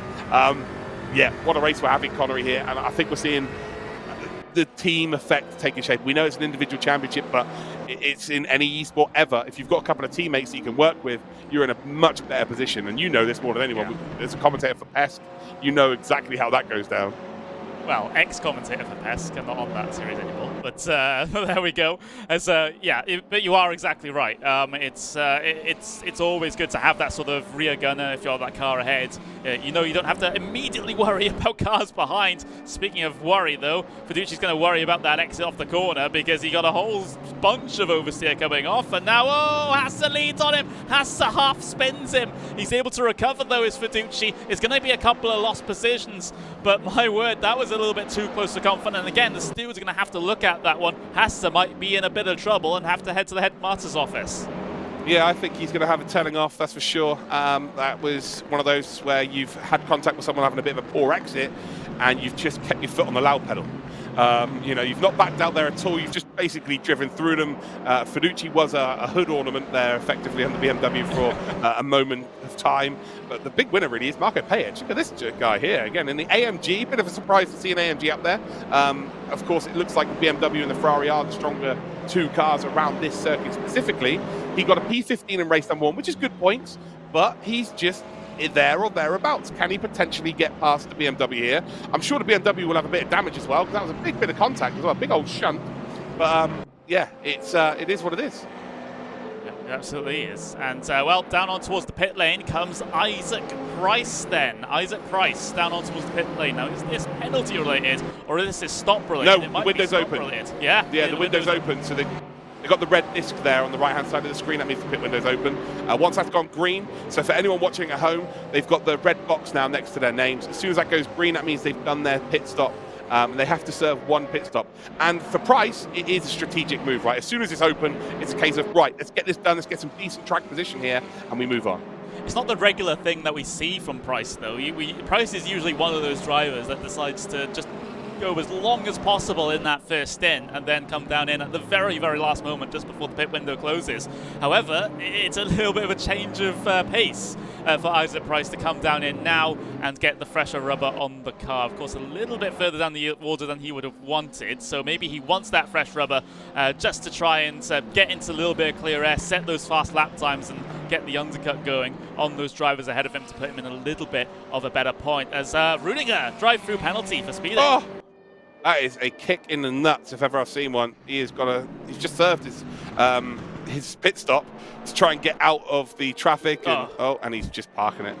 And he's, that is a DNF for this race here, which, I'm going to be honest, the Imola pit lane is, I guess it's on a real fast part of the circuit, as it normally is, but I don't think you lose too much time if you're someone of Rudiger's pace. I feel like you could get back up into some points paying positions, but here we are, it's done. He's in the pits, he's going to be over. Leonard Krippner is just dropping further and further back here. Had a very good race number 1, needs to start making some positions up as early as possible, as we have got ourselves P7 into the pits. That's Gassner into the pits he comes. And yeah, this is nice to see a split of strategy here. A lot of drivers coming in early. I'm sure we're going to see the leaders wait until the last second, and then I'm sure we're going to see people sort of 7th, 8th, maybe down in towards P15. I'm sure they're all going to wait till sort of midway, halfway through this race. Yeah, so Gassner in at this lap. We've got Alexander Dornaden also heading his way down in. So the 2 Germans heading their way and getting those fresher tyres. And of course, they're trying to fuel up to the end of the race as well. So these drivers, they'll obviously be benefiting from the fresher rubber basically on lap 2 of their stint. It takes about a lap for these tyres to try and get themselves up into the correct operating window with regards to the temperatures and the pressures. So from lap 2 of their stint onwards, they're going to be absolutely flying compared to everyone else. However, of course, that situation switches towards the end of the race when everyone else comes down in. Of course, you know, for those that have been in motorsports for a while, even in esports as well, of course, that's the most obvious thing. But we might have some new viewers that might not understand how the strategies work in this sort of thing. Yeah, of course. We've got to make sure that everybody understands what's going on, because I'm going to be honest with you, that was good for me, Connery. I struggle to understand most of the time, if I'm being completely honest. I just get excited to see vroom vroom cars go around the track.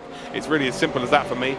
We've got Markovic, probably the most supported driver in the stream, I would say, in terms of YouTube today. He is currently residing in P13, but a couple of cars have hit in front of him under a little bit of pressure here, actually, from Nagy, the Hungarian.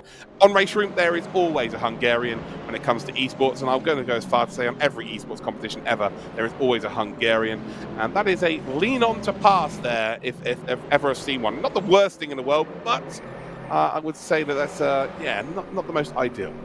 Christopher Högveld down on towards the pit lane, so this is the driver in second place. So he's deciding to come down in well before the halfway point. Not the earliest driver to come down in by any means, but he's shown his hand now, Luke. What is the response from Kevin Siggy in particular? Does he continue and try and at least get towards the halfway point on his own strategy? What does Moritz Lohner do to try and respond as well? Moritz Lohner has been flying out there, by the way. On that last lap alone, he eat into Siggy's lead by about 0.2 of a second. So the performance is still there for Moritz Lohner, so he might even be able to afford to stay out just that little while longer as well.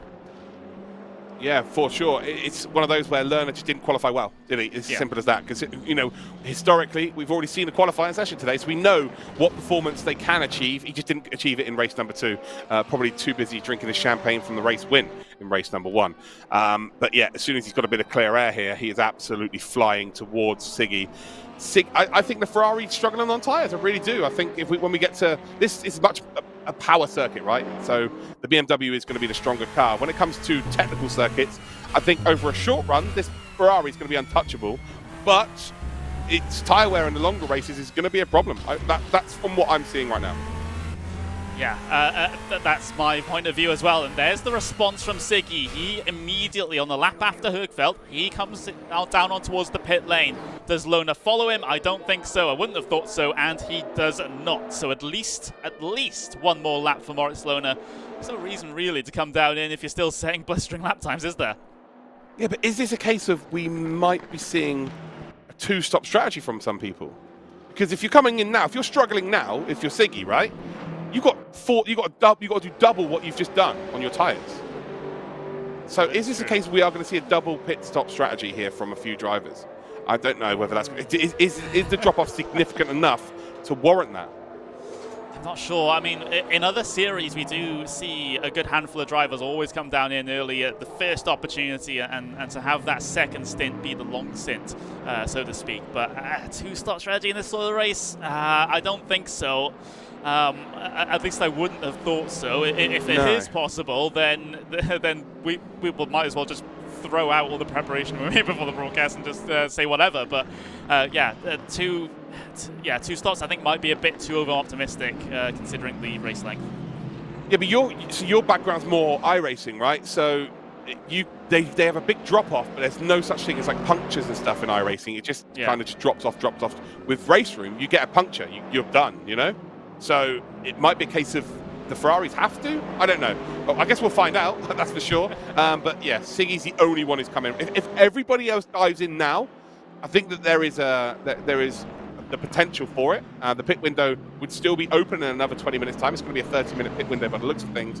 So there is the options here. Let's watch and see if everybody... I tell you what, that AMG did not look comfortable going on the power there on the exit, but not into the pit. So yeah, okay, Siggy's probably going to go for a long run here. And it was a case of, I think Lerner's catching me. It's a bit scary here. Let's go out there pumping some really quick laps just so I have track position when he does eventually pit. Yeah, I'm going to keep a close eye on the lap times here because Lona, he did a 1:41 flat that last time by. I'm waiting to see a representative lap time come in from those drivers that have come down on towards the pit lane. Of course, Siggy is coming towards the end of a lap right now in relatively clear air. So this will actually be a good baseline for us to have a look and see what the performance on the fresher tyres is for the Ferrari compared to the older tyres of the BMW. As long as this is a clean lap here, we should get a good representation from Kevin Siggy. So it was a 1:41 flat last time on all tyres for Moritz Lona. What's the lap time going to be for Kevin Siggy across the line? As long as it's not invalid, we should be able to see, as it's it's invalid, so we won't be able to tell until next lap. Yeah, it's an out lap there, so it's going to be slower regardless, wasn't it? But now's the lap here. I just think that's what he's done here. He's just come in early just to go, do you know what? I need to pump in some laps just to guarantee I'm going to be ahead of Lerner on this stint. I think he could probably defend from the front then. I think if he waited any longer, Lerner was just going to catch him and maybe get track position, and then they both come in at the same time. It kills the chances of him winning the race. But coming in early, he already had that 3.5 second advantage. With fresh tyres now, he's going to be quicker. So it just means that once Lerner comes in, he will be really fast maybe in the last 10 minutes compared to Siggy, but the track position is already there for Siggy. I've got something really exciting, ladies and gentlemen. So if you are watching right now on YouTube, if you can hear me, I'm going to type in my Twitter @ I think this is the only way I'm really going to be able to do this. I've just been given a code for the DTM 2021 for RaceRoom. So if you go over to Twitter, follow me on Twitter, and I want you to just tweet me your favorite car from DTM history. So whatever, it could be any car from DTM history. So go and tweet me @ ActrolVision on Twitter, and I will pick a winner at random during the broadcast, and then I'll DM you the code later on. Again, thank you very much to RaceRoom for providing us with a code. So, and that will work tonight. It's out tomorrow, but you will actually get early access to it tonight. I know, crazy. What a time to be alive. I didn't get a code. Where do you get these codes? I didn't get a code over. Don't worry about it. I'm just like, we've got it. This is a treat for the viewers. I didn't even get a code to give away. You know, I want more followers on Twitter. @RapTrustcast, there we go. Probably link that in the chat as well. But Kevin Siggy across the line then. What lap time was it? It was 1:40.9, which is about a tenth and a half faster than Moritz Lona was able to pull off that last lap. So that's a slight sign of a good thing for Kevin Siggy. However, I would have thought you'd be hoping for a little bit more of a delta than that. Yeah, well, 100%. That's I just think this is going to be fun, right? This is exactly what we want to see. We want it to be the smallest delta possible. We want it to be, you know, 0.2 of a second as they come out the pits and they fight it out to the death, effectively. Florian Hasser still not pit here. This is going to bode really, really well here. What's Hasser's lap times like, actually? So let's check Hasser's lap time out compared to Siggy's last one. Well, for Hasser, it was invalid last time, but it was in the 1:41s. So definitely not as good as what Moritz Lona was able to pull out of the bag. So yeah, for Hasser, maybe he's losing a little bit more to Siggy than what Lona is losing to Siggy at the moment. I would say Lona's still in a great spot right now, considering he's continuing with this long stint. For the end of the race, for the vast majority of the end of the race, he will be on the driver on fresher tyres. He'll be the one with the run of speed. And, well, we saw Siggy in the first race defend on equal tyres. He wasn't quite able to do it at the very end. What if there's a tyre differential now? Yeah, I don't know. Crazy action here. Peter Pliska has come in early from 14th position, which is, he's not really going to be right in amongst it. I'm pretty surprised, actually, if we're going to, sorry to change the subject here, Connery. I'm really surprised at Pliska, to be honest. He's been someone that's just, over the last 12 months, really asserted himself on RaceRoom, but just hasn't kind of found that outrageous form as of yet. I guess he's gone for the AMG. Over the course of the calendar, is that car going to be able to produce something? There's a few of them have picked it for a reason, right? They're going to be strong somewhere. It's just whether they're going to be enough. So I'm a little bit shocked at his pace, really. But P17, he's going to gain some spots, I think, with people coming into the pits. But yeah, I just expected maybe a little bit more. But I guess maybe it's the car. Yeah, possibly. But of course, this is the first round of the season. Maybe some teething issues for Peter Pliska in this situation. But yeah, still plenty of races to go. But at the same time, like I said at the start of the show, not all that many races, if you know what I mean. It's sort of doesn't make any sense in anyone's head, but that's just the way I'm going to phrase it for the moment here. Of course, we got a little bit of a lull in the race. Of course, this is sort of the situation where we have half the field that have yet to come down in. We have pretty much half the field with a slight majority that have come down on towards the pit lane for the moment. In fact, that majority is going to grow as Julian Fox and Manuel Rodriguez will head their way in to the safety of pit lane for now. Now there's a whole bunch of waiting to be able to see how these sort of strategies pan out. So again, Moritz Lohner 141 flat that last time by. If we have a look back to the driver of Kevin Siggy, it was not.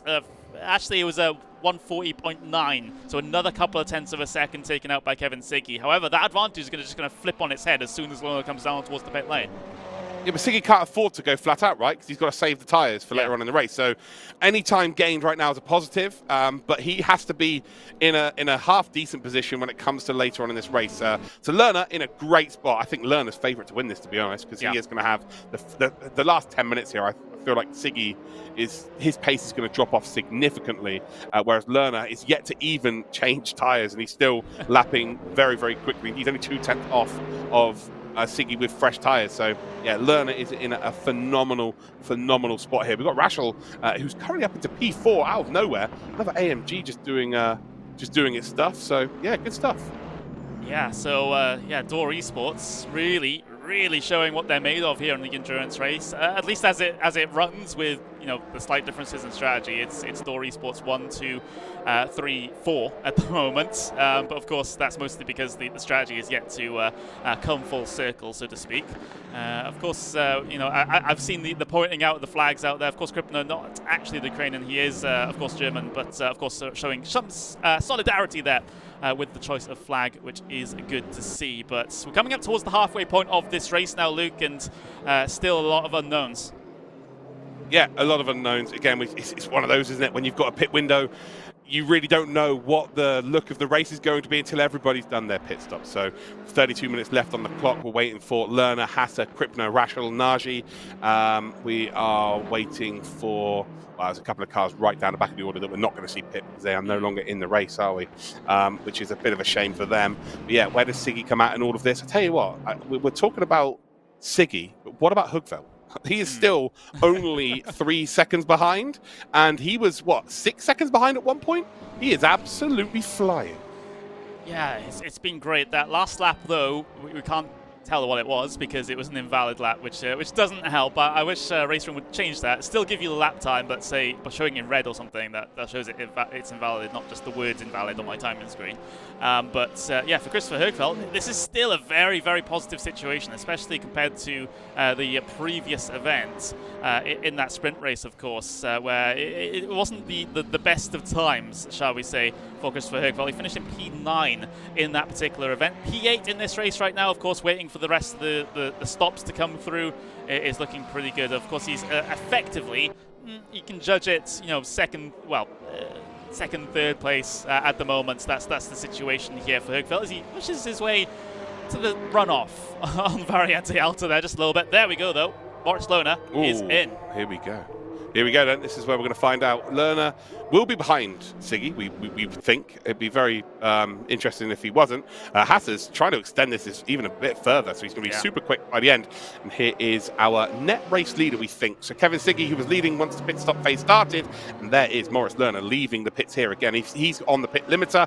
As you can hear, Siggy's just gone past him, and it is going to be a fair chunk of change in terms of the lead, but he is going to be into some serious trouble in terms of his tyres, the same as Hugveld. Hugveld currently in second. He actually is, again, net second. Of course, there's 5 drivers yet to pit. But Lerner, he is lurking. He's there or thereabouts. His qualifying wasn't great. He started 7th, but I tell you what, he is looking very strong for this race. It may look like he's a long way back, but his tyres are brand new right now. And, well, look at this. Big mistake there from Hugveld. He's feeling the pressure of a DTM Esports champion behind him, that's for sure. But he should catch these drivers, especially with 10, 15 minutes to go, very quickly indeed. Yeah, I think so as well. These Ferraris, these tyres aren't going to last too long. At least for the rest of the stint, the last couple of laps, like you said, are going to be pretty sketchy for them. Of course, like you said, we don't have any tyre wear multiplier on, so it shouldn't be incredibly bad for them. But however, it's more about the difference between the Ferrari on all tyres and the BMW on some relatively newer tyres. That's going to be the big factor here in this one. So Moritz Lohner, of course, he'll take this lap to make sure those tyres are in the right place. We've got temperatures and pressures, and now that DTM Esports, potentially over this next lap or so, will start trying to reel in the Swedish driver ahead of him. Yeah, 100%. I think what the real interesting factor here is going to be how long is it going to take for Lohner to get past Högfeldt. If, he takes his time, there's every reason to suggest that Siggy may still be able to go out and win this race. So, yeah, it's not all done and dusted yet. We kind of expect Lohner to, maybe not now, but over the next 10 minutes, start to really improve in terms of his lap times. But as it stands, it's balanced really nicely on a knife edge here. A few shout-outs. Again, if you guys would like to win yourself some DTM code for DTM 2021. It comes out tomorrow. I will be sending it to you on Twitter today if it indeed gets picked by me. So again, basically, whoever picked my favorite car is going to win, I think. It's not been well planned, guys. We'll be doing more giveaways across this championship where it'll be much better planned. But yeah, we've got a DTM 2021 code that will be given out today. So if you want to follow me at ActroVision, you can see my tag in the YouTube chat. It is indeed on Twitter, and just tweet me your favorite car of all time. Let's do a shout out to a few people who've got involved. Lexar, he said, I love the good old BMW M3 E30. Yes, those cars sound incredible. Luca, the Alpha 155 V6, hands down. That is the loudest car I have ever seen in my life, by the way. It is, or heard. My favorite DTM car ever is the 1994 Alfa Romeo V6, another one from Manda. And we've got Matti Vargas, who's done the 92 Mustang GT. DTM was so good. Another loud car there. We've got Mr. Git, who said only one season, but that was enough. The Aston Martin. Yeah, of course, beautiful looking car there. It just looks, it's like a GT3, and then you've got the bottom of the car that just doesn't look anything like the GT3 because of the skirts on it and the big rear wing. It's a crazy car. Anyway, we're back to the battle on circuit here, Connery. He has caught him. So this is now a major part of this race. I don't think Högfeldt can hold this BMW up for too long. But how long can he hold him up for Kevin Siggy? Siggy needs it to be for a good couple of laps here. Yeah, this is absolutely crucial. If Högfeldt can defend this move for one, if not two laps, then that really compromises Lohner's race as he heads his way towards the outside through turn number 1 of Tamburello. Högfeldt will try and fight it for all he's worth. He still has the inside. There's a little bit of contact between the two, and Högfeldt remains ahead. Yeah, we've heard nothing about the contacts we've had in this race as well, so there's not been any penalties that's shown up on our screen as of yet, so I'm assuming they've been put down as racing incidents. Again, we only had one view of it, so we can't, distinguish between it as a commentator, but yeah, so it looks like however it finishes here, we are good to go, as Högfeldt there slides that car out like he's Sebastian Loeb, and it was, well, effectively a Scandinavian flick, the Swede, pulling it out of the bag there, and of course, being Swedish, he was born with the ability to do that. As we come then over the top of the hill, down into Acqua Minerale, and Moritz Lohner has not been able to get the job done, and the more importantly is, it's not even a case of Siggy is, the gap staying the same, because these two are battling. Lohner's losing so much time to Siggy. So Siggy, with that early pit stop, it still may play out to be the best strategy. Högfeldt and Siggy may not be teammates, however, Högfeldt is Siggy's best friend at the moment. Of course, Högfeldt, this is all within his own interests as well. If he can fend off Lohner for 25 minutes like this, I would be very impressed, and I would call it the best defensive drive I've ever seen. However, I'm not thinking it's at all likely. I think it's delaying the inevitable here is Christopher Högfeldt, and now you can see Moritz Lohner is much closer coming off that final corner. We'll have a better run here in towards Tamburello for this time, and he might get it done this time, but never say never. Högfeldt might have something up his sleeve. Yeah, well, he has to. It's as simple as that. And hopefully it's another Ferrari to make it too wide up his sleeve. But I don't think there is. And again, this is exactly what Lohner did in race 1 to win it. And he's gone and done exactly the same once again here. But Högfeldt keeps that nose in. It's not going to be enough. It's brilliant from Lohner. And Lohner, of course, our current champion of the DTM Esports, showcasing exactly why he has that number 1 on his car. Now he's have to chase down Siggy for, what, part 2 today? Yeah. I am absolutely all for this, Connery. This is going to be great. So what, the gap between them is just about 4.5 seconds at the moment between Siggy and Lona, and we saw how quickly Lona was able to lock onto the back of Högfeldt, so I think that gap has the potential to come down rather quickly here in this one. So Siggy has to be very, very careful, you know, inside the final 5 minutes of this race. Lona might be all over the back of him, so for Siggy, he's got to make sure he has some form of tyre performance for those latter portions of the race. Once he gets involved in an active fight with Moritz Lona, he needs that to be able to try and keep him behind. Of course, we saw Högfeldt fend off Moritz Lona for 1 lap. Kevin Siggy, if it's a final lap deal, he only needs to repeat that and he'll come across the line as the winner. But yeah, this is potentially going to get pretty sketchy in the next last 24 minutes of this race. By the way, Michael Rachel down on towards the pit lane, and guess who hasn't pitted yet? Hasse, Krippner, Bodin. They are still out there. They'll be going like a bat out of hell in the final portions of this race as well. Yeah, for sure. They will be so fast. Again, pitting this late, it just means you've got fresh tyres. You can go, 100% the whole time round, whereas Siggy has probably had to take a couple of tenths off each lap just to make sure that he's got something left at the end, because it's inevitable, I think, that Lerner's going to be right behind him. Hasse here, he will have to come in the next 8 minutes. The pit window will close. And if you haven't pit, you're done for. It's a DNF. So, yeah, he will come in very, very shortly. Also, just to let everyone know about this giveaway in the chat, sorry it's all rushed and whatnot. I didn't plan it. We should be planning it.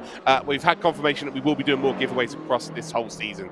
So yeah, don't worry. There'll be like a proper hashtag. It won't be you having to follow me or anything like that. It will be properly done next time round. We're just doing something nice because DTM is coming out tomorrow, the 2021 cars. So if you want to get your hands on it tonight, you know what to do. So Isaac Price now is kind of, the cork in a bottle as it stands, which is something you don't really say too often about him. He's got Marco Pajic in behind, and then Gianmarco Fiducci, who's in behind. They'll all be battling for a top 5 at some point during this race. It's going to be interesting to see where they filtering in terms of the 3 that have yet to pit. I think like Hasse, Krippner, they will be around this kind of mark, Connery. I'm sure it will. Well, we're about to find out. So I think Hasse's into the pit. Yeah, Hasse comes down in now, and yeah, we'll see where he comes out in relation in this battle in particular. Of course, 3 different manufacturers involved in this battle at the moment, with the BMW leading them, with the Mercedes in the middle and the Ferrari at the rear. Krippner has come down in. Hasse has also come down in at this stage as well. Florian Bodin continuing out there as one of your wildcard drivers, continuing to try and put laps on that initial point. And yeah, he does lead at least 1 lap. Yeah, the MediaMarkt car being a Ferrari for Bodin, it leads here in the DTM Esports 2022. So we've got Ferrari leading. He is yet to pit still. Siggy is in second. Then we've got Lerner. Oh, it's easy, isn't it? Yeah, that is, well, Pajic has dropped up or moved up position. Price in the top 5. Again, Price is just one of those drivers that just gets it done. If there's an opportunity to find some positions, he just gets it done. And I think he'll probably be in P4 eventually once all is said and done. So brilliant stuff here from Isaac Price. Again, the privateer, just working on his own in this championship, which is something you rarely would say about someone like Isaac, but he is doing a very stellar job indeed. Marco Pajic, again, he is the lead driver outside of the Mercedes, outside of the BMW and Ferrari battle. Again, those 2 cars have been the most chosen car. Pliska, the next AMG down the list. So Pajic has done a sensational job, and he got a decent points haul in race number 1. Just getting any points is always good to start things off, but it's going to be a massive points haul in race number 2, and you assume that AMG is going to be faster around a few of the other circuits, otherwise it wouldn't have been chosen, in my honest opinion. Price still leads this little group of cars, but yeah, shout out to Bodin. Let's get Bodin on camera. Deserves it. Wildcard entrant. He's staying out still, but he's got himself a couple of laps led here. He is representing Deutsche Payment Esports, and yeah, he qualified via the wildcard way of getting into this championship, which was not what we covered in our streams, but it was actually held out in at the Nürburgring GP layout. They had some sim rigs set up there. They had 11 or 12 drivers, all there in the DTM BMW M4 GT4 car, so the car that they use for the trophy, so the BMW M4 trophy car, and they all had the same car, and yeah, these 3 were the 3 that got it done. They actually had Moritz Lerner and Marcel Kiefer on the commentary.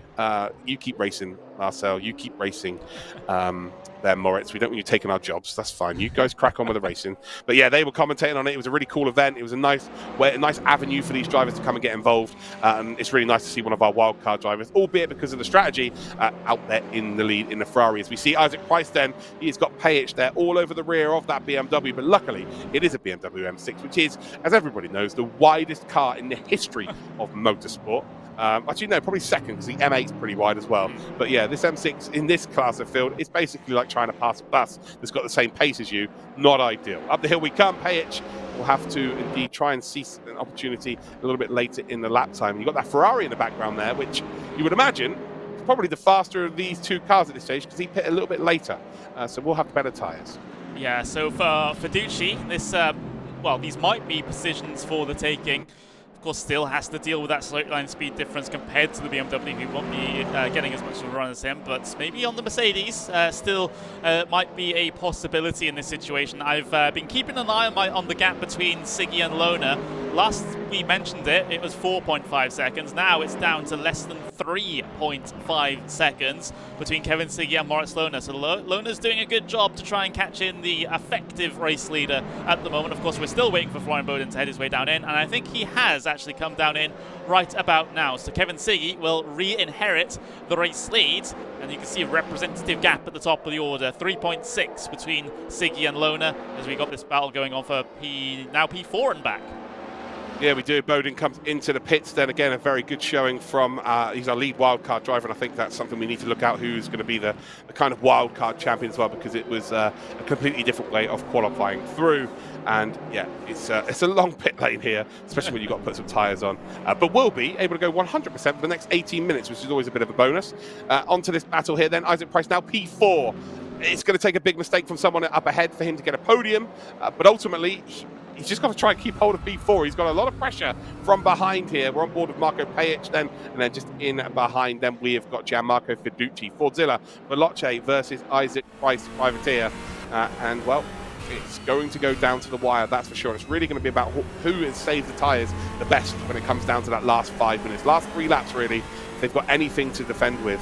Siggy, 3.3 seconds is the advantage. That is coming down very quickly indeed. I think we are going to see a battle for the lead here in the next 17 minutes. Hoogveld, though, as much as Lerner got past and built a gap up very, very quickly, Hoogveld seemed to have steadied the ship here a little bit and actually is chasing him down. Is that the case of Lerner has decided, you know what, my tyres will go off by the end of this.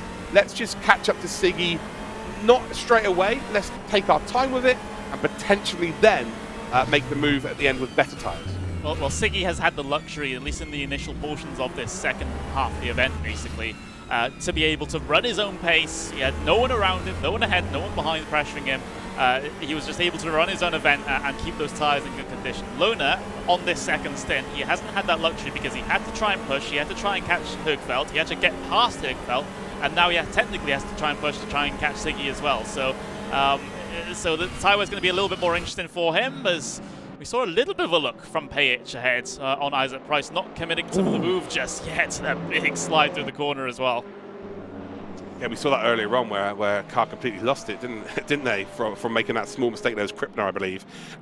So yeah, it's so easy. You hit the curb too much there. You've got your loud pedal down, and ultimately, if your wheels are in the air, your wheels are going to have no friction, so they're going to be rotating too fast for the car once it does hit the ground again. And if you're just slightly too much input with the steering wheel, the rear would just go, see you later, like a happy dog. The tail wants to, the head wants to chase the tail, and yeah, you swap around. So yeah, Payich saves it. Isaac Price has just been able to, grab himself a couple of extra tenths of a second, which at this stage of the race is absolutely massive. Moritz Lerner now 2.7 behind. It's almost half a second a lap at this stage of the race, which is absolutely massive. You're looking at, 5 laps from now? He will catch up, and then he will have around about 5, maybe 6 laps to actually go and attack Siggy. So yeah, it's looking very, very good for the German, our current champion. But Siggy, if there's one driver in this world that can just up his level when he needs to, it is indeed Kevin Siggy. This guy is genuinely one of the very best, if not pound for pound, the best out there, I would say at the moment. I think there's 3 drivers that we could maybe say that, maybe 4. I think we're talking Joshua Rogers. I think we're talking James Baldwin. I think we're talking Erhan Yayovsky and Kevin Siggy. I think those 4 are just overall, you know, across multiple titles, the very best out there. I think Lerner is just about getting to that level over the course of multiple titles. But RaceRoom, this is his playhouse. This is Lerner's playground. He will want to get the win here and start off his, well, his defense of his championship, right? The right way. 2 wins, it'd be great. Yeah, it would be absolutely fantastic, and well, it will be a bit of a change of pace compared to the previous RaceRoom Esports events that he's taken part in so far in 2022.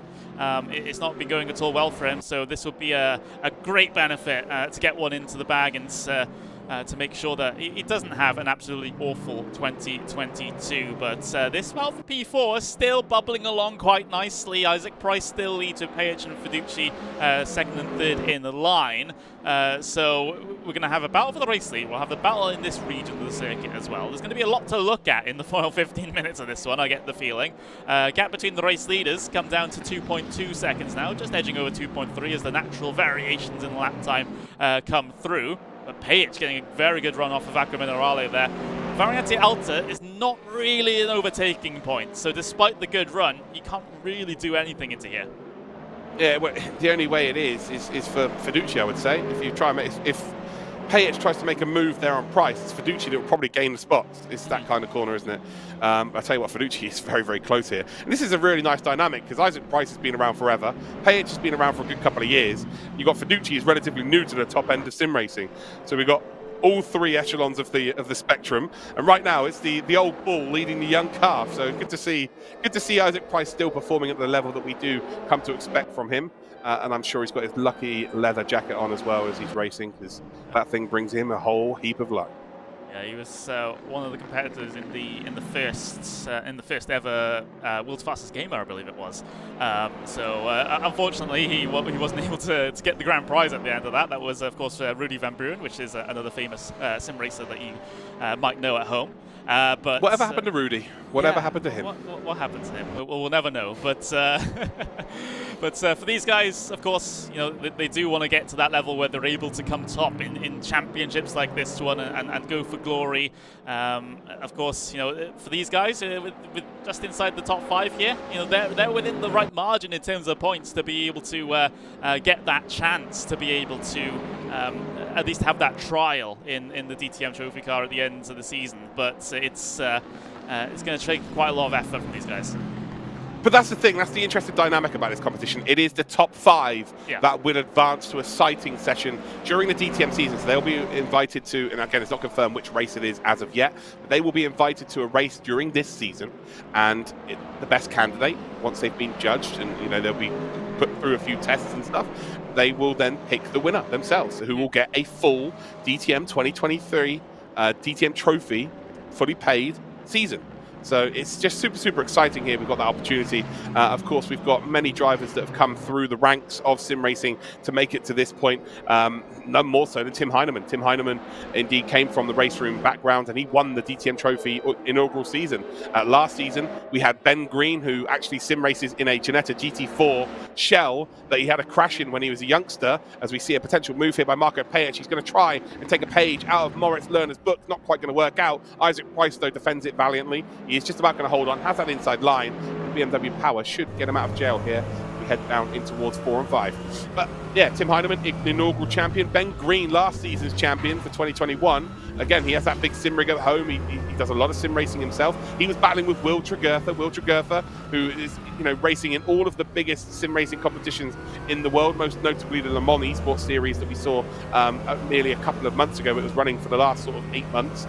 And, you know, other drivers like Moritz Lerner. Moritz Lerner got his seat because of sim racing. So sim racing is a massive, massive step in the right direction now towards actually getting into the real world. There's a lot of people out there that want that transition to happen. But there's also equally a lot of people out there that just want to be the best sim racer in the world as well. So there's the best of both worlds here. You get that opportunity, but also you're known as the best, you know, driver within this class of car, within this game. So yeah, there's lots of different ways of looking at it. Come then up towards that final chicane, come down in towards Ravazza here with 10 minutes 42 seconds to go. It is Siggy by 1.4 seconds to Moritz Lerner. We are going to see that battle, Connery, and look at that, there it is. He is absolutely chasing him down. Siggy's going to see that in his rearview mirror now, and Siggy's not the type of driver to get flustered, but the fact that he knows about the tyre situation here, that might be a cause for change. Yeah, this is going to be a big one for Siggy. If he's able to hold off Lona here for the laps that we have remaining, then this will be one of the most incredible wins that he's probably pulled off throughout the entirety of his career.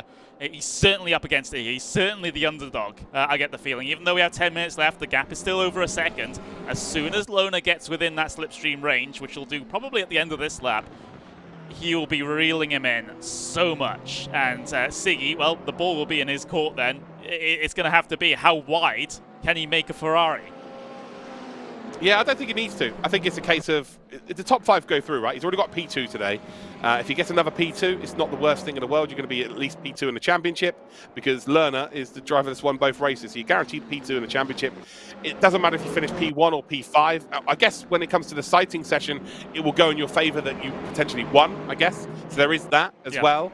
But for me, I think it's a case of you don't want to defend too hard. You don't want to put yourself in a position of potentially gathering penalties.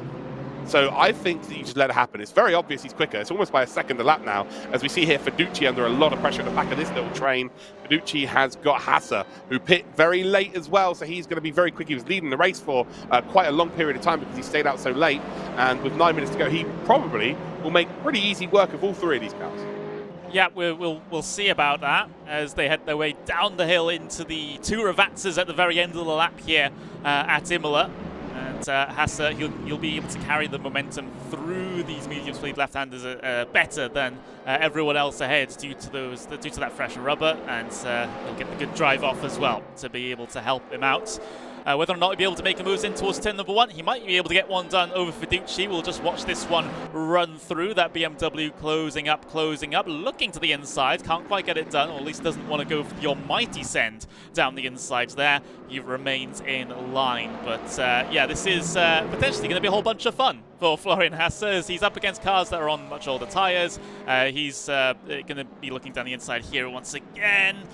Can't quite get it done in towards Villeneuve, but the exit of Villeneuve is going to work out in his favour with a slight mistake from Fiduci, and that's one done already. Yeah, look at the traction that BMW is able to gather on the exit of the corner. Just goes to show that tyre wear is going to be a massive factor during this whole championship.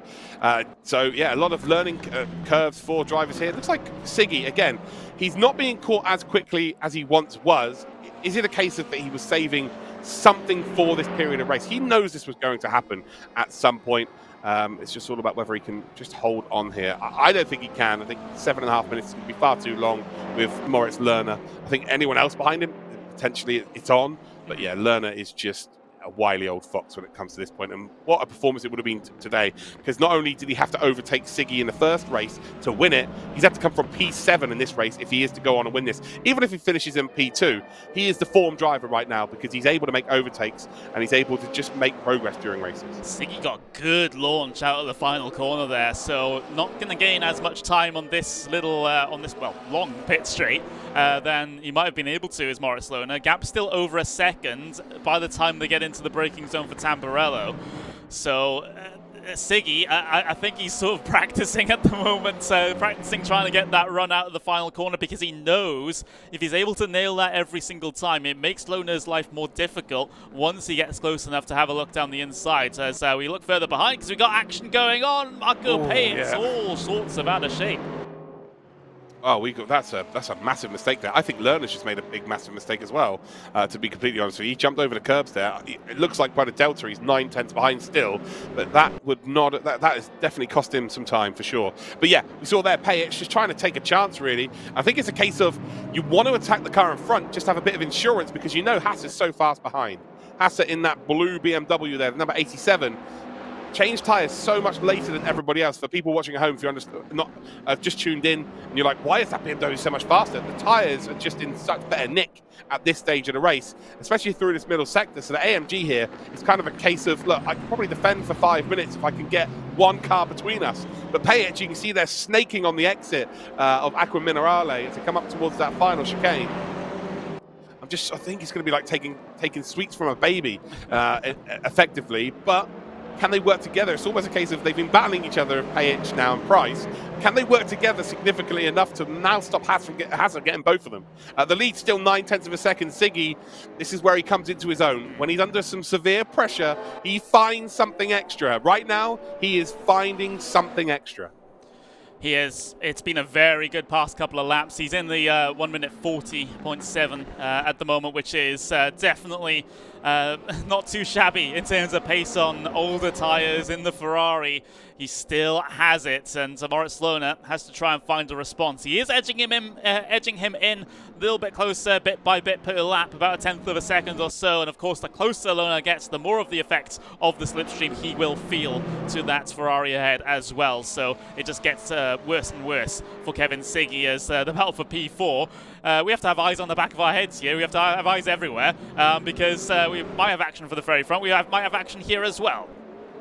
Oh yeah, well here we go. Hasser dive up the inside in towards the hairpin, hits the apex perfectly. Payich is forced to go out wide there. Maybe a little bit of door banging there, nothing too crazy, but actually, in all fairness, it's had an adverse effect on Hasser. Look at Finucci. Finucci's got a little bit of an overlap, not quite going to be close enough, I don't think. And no, he's not. But that, he nearly took full advantage there to come over Piratella. And that was nearly Hasser trying to take one step forward, but ultimately nearly going 2 steps back. And he's in the same position. Siggy is again now being caught here. 4 minutes to go in this race, 3 laps remaining. And I'm going to say it, I did say that it was going to be 3 laps to go here where Lerner will really go at it. And I think that might be the case here. Siggy in that very famous red line livery. Can he produce one more moment of magic this week? Is he capable of doing so with the tyres underneath that Ferrari? 6/10 of a second is the advantage. That BMW should close up very quickly indeed. And well, it's almost going to be a case of Lerner will know what Siggy had for breakfast. He's going to be that close in a minute as we come up then towards turn number 1. And there we go. Oh, crikey. Look how much later he can brake. The tyres are in such better nick. And yeah, as soon as he gets an opportunity, it's going to be very, very easy. But if you're Moritz Lerner, you've got to be patient here. Don't just make the move and force it for the sake of it. You've got to absolutely be patient with this and get it done cleanly. Yeah, you do. Lohner, you can see how much more speed he's able to carry in through the chicanes there, looking to try and get the traction off of Toaster. The advantage goes to the Ferrari that time, funnily enough, so Siggy keeps himself ahead for now. We will have a brief little look back to this battle for P4 because this is all sorts of going on here as we see Price and Hasser and Payich all involved in this on their way through Tosa. This is absolutely crazy stuff, but we will focus on the race lead here, Luke. It's coming up to 2.5 minutes to go. Can Siggy hold on to this? Yeah, it's going to be 2 laps remaining here. Effectively, it becomes a real sprint race. But it is the BMW that has the advantage here. It has the better tyres by about 20 minutes because we have Siggy in the Ferrari who came in with, 20 minutes done in this race? Yeah, 40 minutes. He's going to be, by the end of this race, have done 40 minutes on the tyres, whereas Lerner would have done 18 so far. So, yeah, almost double in terms of tyre wear on Siggy's car. So can Lerner close the gap here? Look at the traction getting out there. Again, Siggy just seems to be able to make something work on the exit of that final corner. I just don't think it's enough, though. Look at this BMW close up. They come across the start-finish line. And actually, is he going to be close enough? I don't think he is. We saw him being able to outbrake Siggy quite significantly down towards turn number 1 last time round. And this is how he did it in race number 1. He took the outside line. He's already done it once today in this race. And Siggy is not going to leave that room again here. And well, with 1.5 laps to go now, that's the biggest overtaking opportunity. And well, Siggy can chalk that up to, I'm still in the lead here.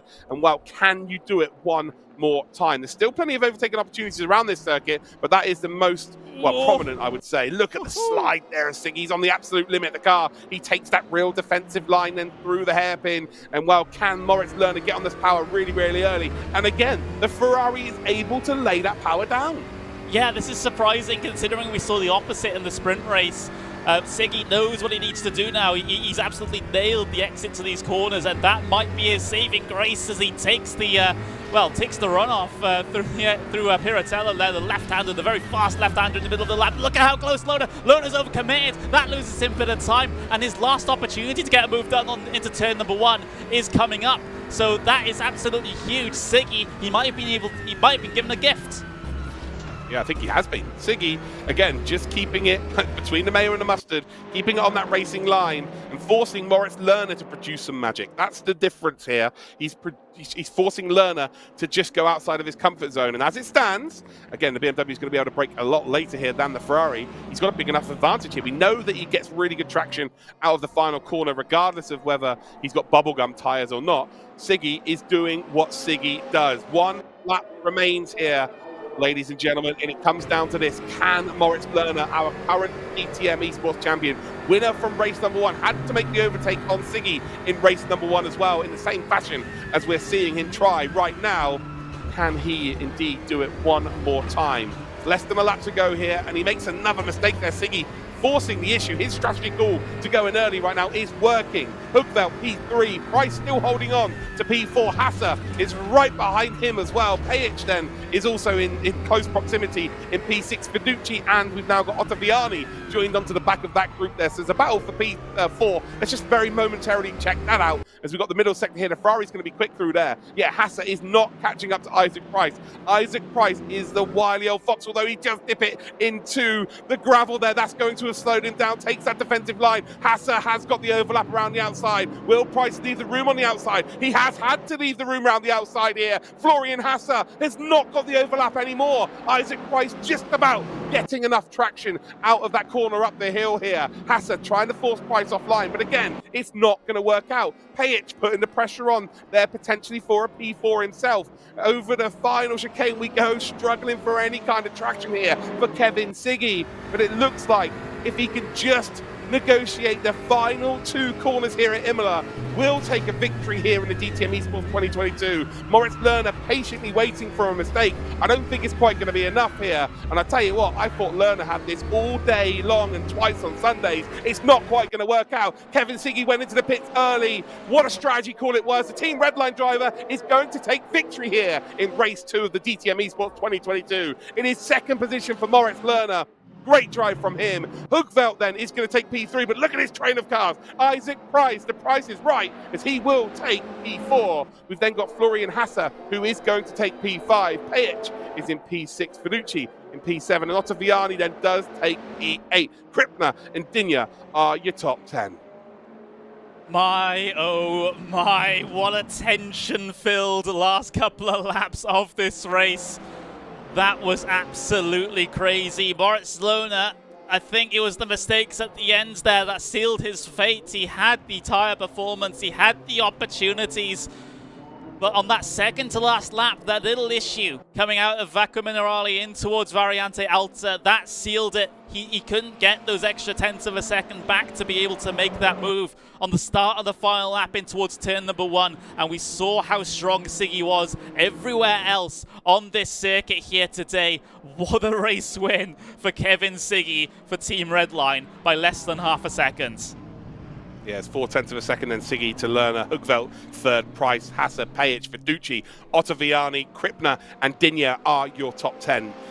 An incredible performance from all of those 10 drivers. We go a little bit further back then. It's Pliska, it's Raschel. We've then got Dorniden, Pfeiffer, Vermeulen, who qualified really well in race number 1. It's just not had the best of finishes in terms of the actual races. Gassner, Nagy, Keithley, Hinches, and Bodin does get a couple of points then as our lead wildcard driver.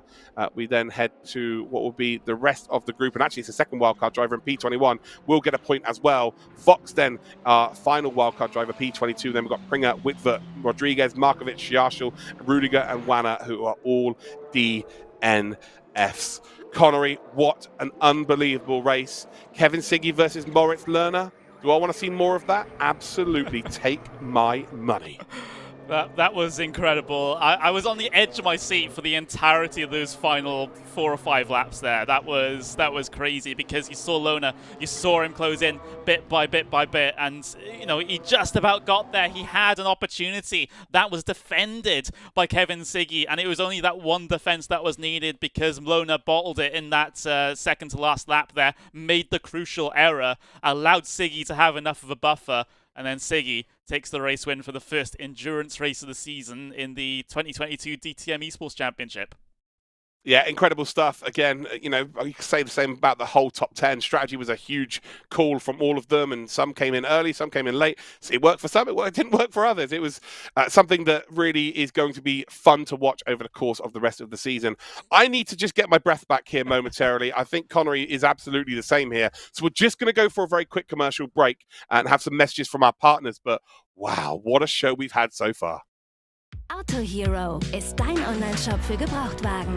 Wir verkaufen nur Autos aus unserem eigenen Bestand. Jedes ist von unseren Kfz-Experten general überholt und rundum aufbereitet. Und du erhältst 1 Jahr Garantie. So unbeschwert kann Autokauf sein. Finde jetzt dein Auto bei Auto Hero.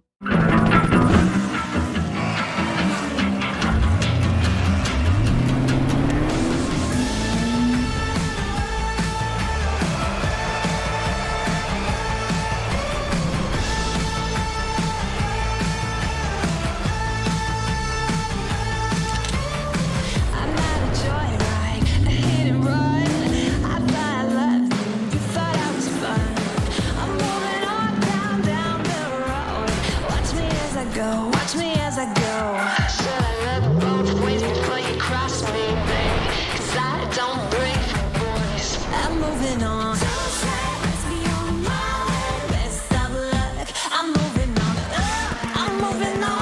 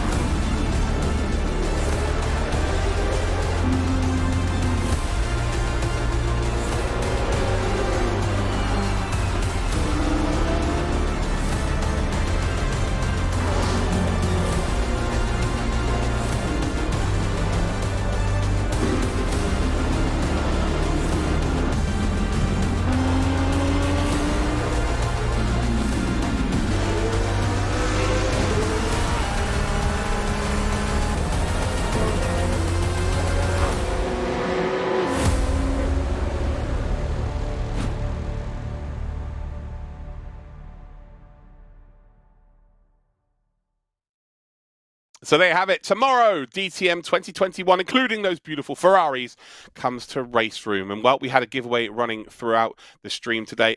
We will have a proper one next time round. I can promise you that. We just didn't have it planned properly, to be fair. The winner is Manda. You've already had it sent to you. And well, they sent me their favorite car ever was the Alfa Romeo 1994 V6. And again, I've had the pleasure of commentating on that car. It's actually an ITC car as well. In 1996 is the year that the car that I've been commentating on in the DTM Classics, and it's the loudest car I've ever heard. It is the most ridiculous thing ever. So yeah, congratulations and enjoy. Have a few laps tonight. Why not? Right, Connery, we're not going to mess around here. We're not going to stand here all night talking. We are going to now show you exactly how the standings of this championships are after 2 races here at Imola. So here we go. It is Moritz Lerner that leads by 1 point. Kevin Siggy is on 76 in second spot. So yeah, that it comes down to the qualifying points being added as well.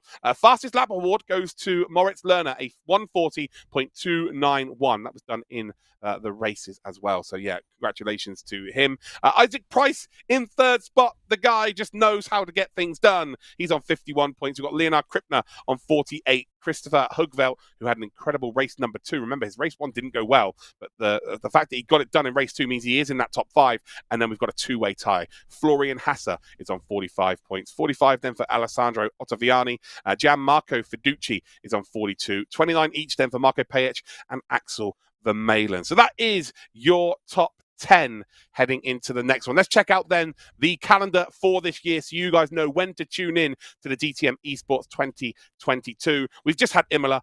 We then go to the Norris Ring, which is on the 24th of March. So wherever you've been watching it today, just make sure you've got that subscribed to it so you can watch once again.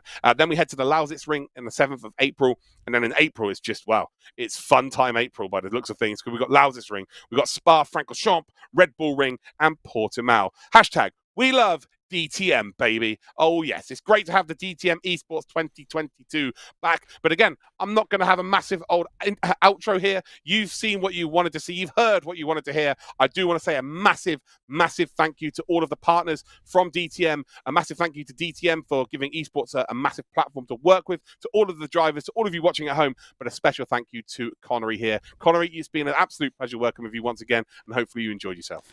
Yeah, absolutely. It's great to be back in action. Of course, we covered the shootouts here for the DTM Esports season, and to get into the main season like this with a fantastic event at Imola, I don't think we could have really asked for anything better at this stage. You know, seeing that endurance race come to a head right at the very end. I mean, it could have just been, as always in motorsports, just one more lap for Maurice Lohner to try and get it done. He had an opportunity, unfortunately blew it, but there we go. That is just racing sometimes, and we got to look to the next round.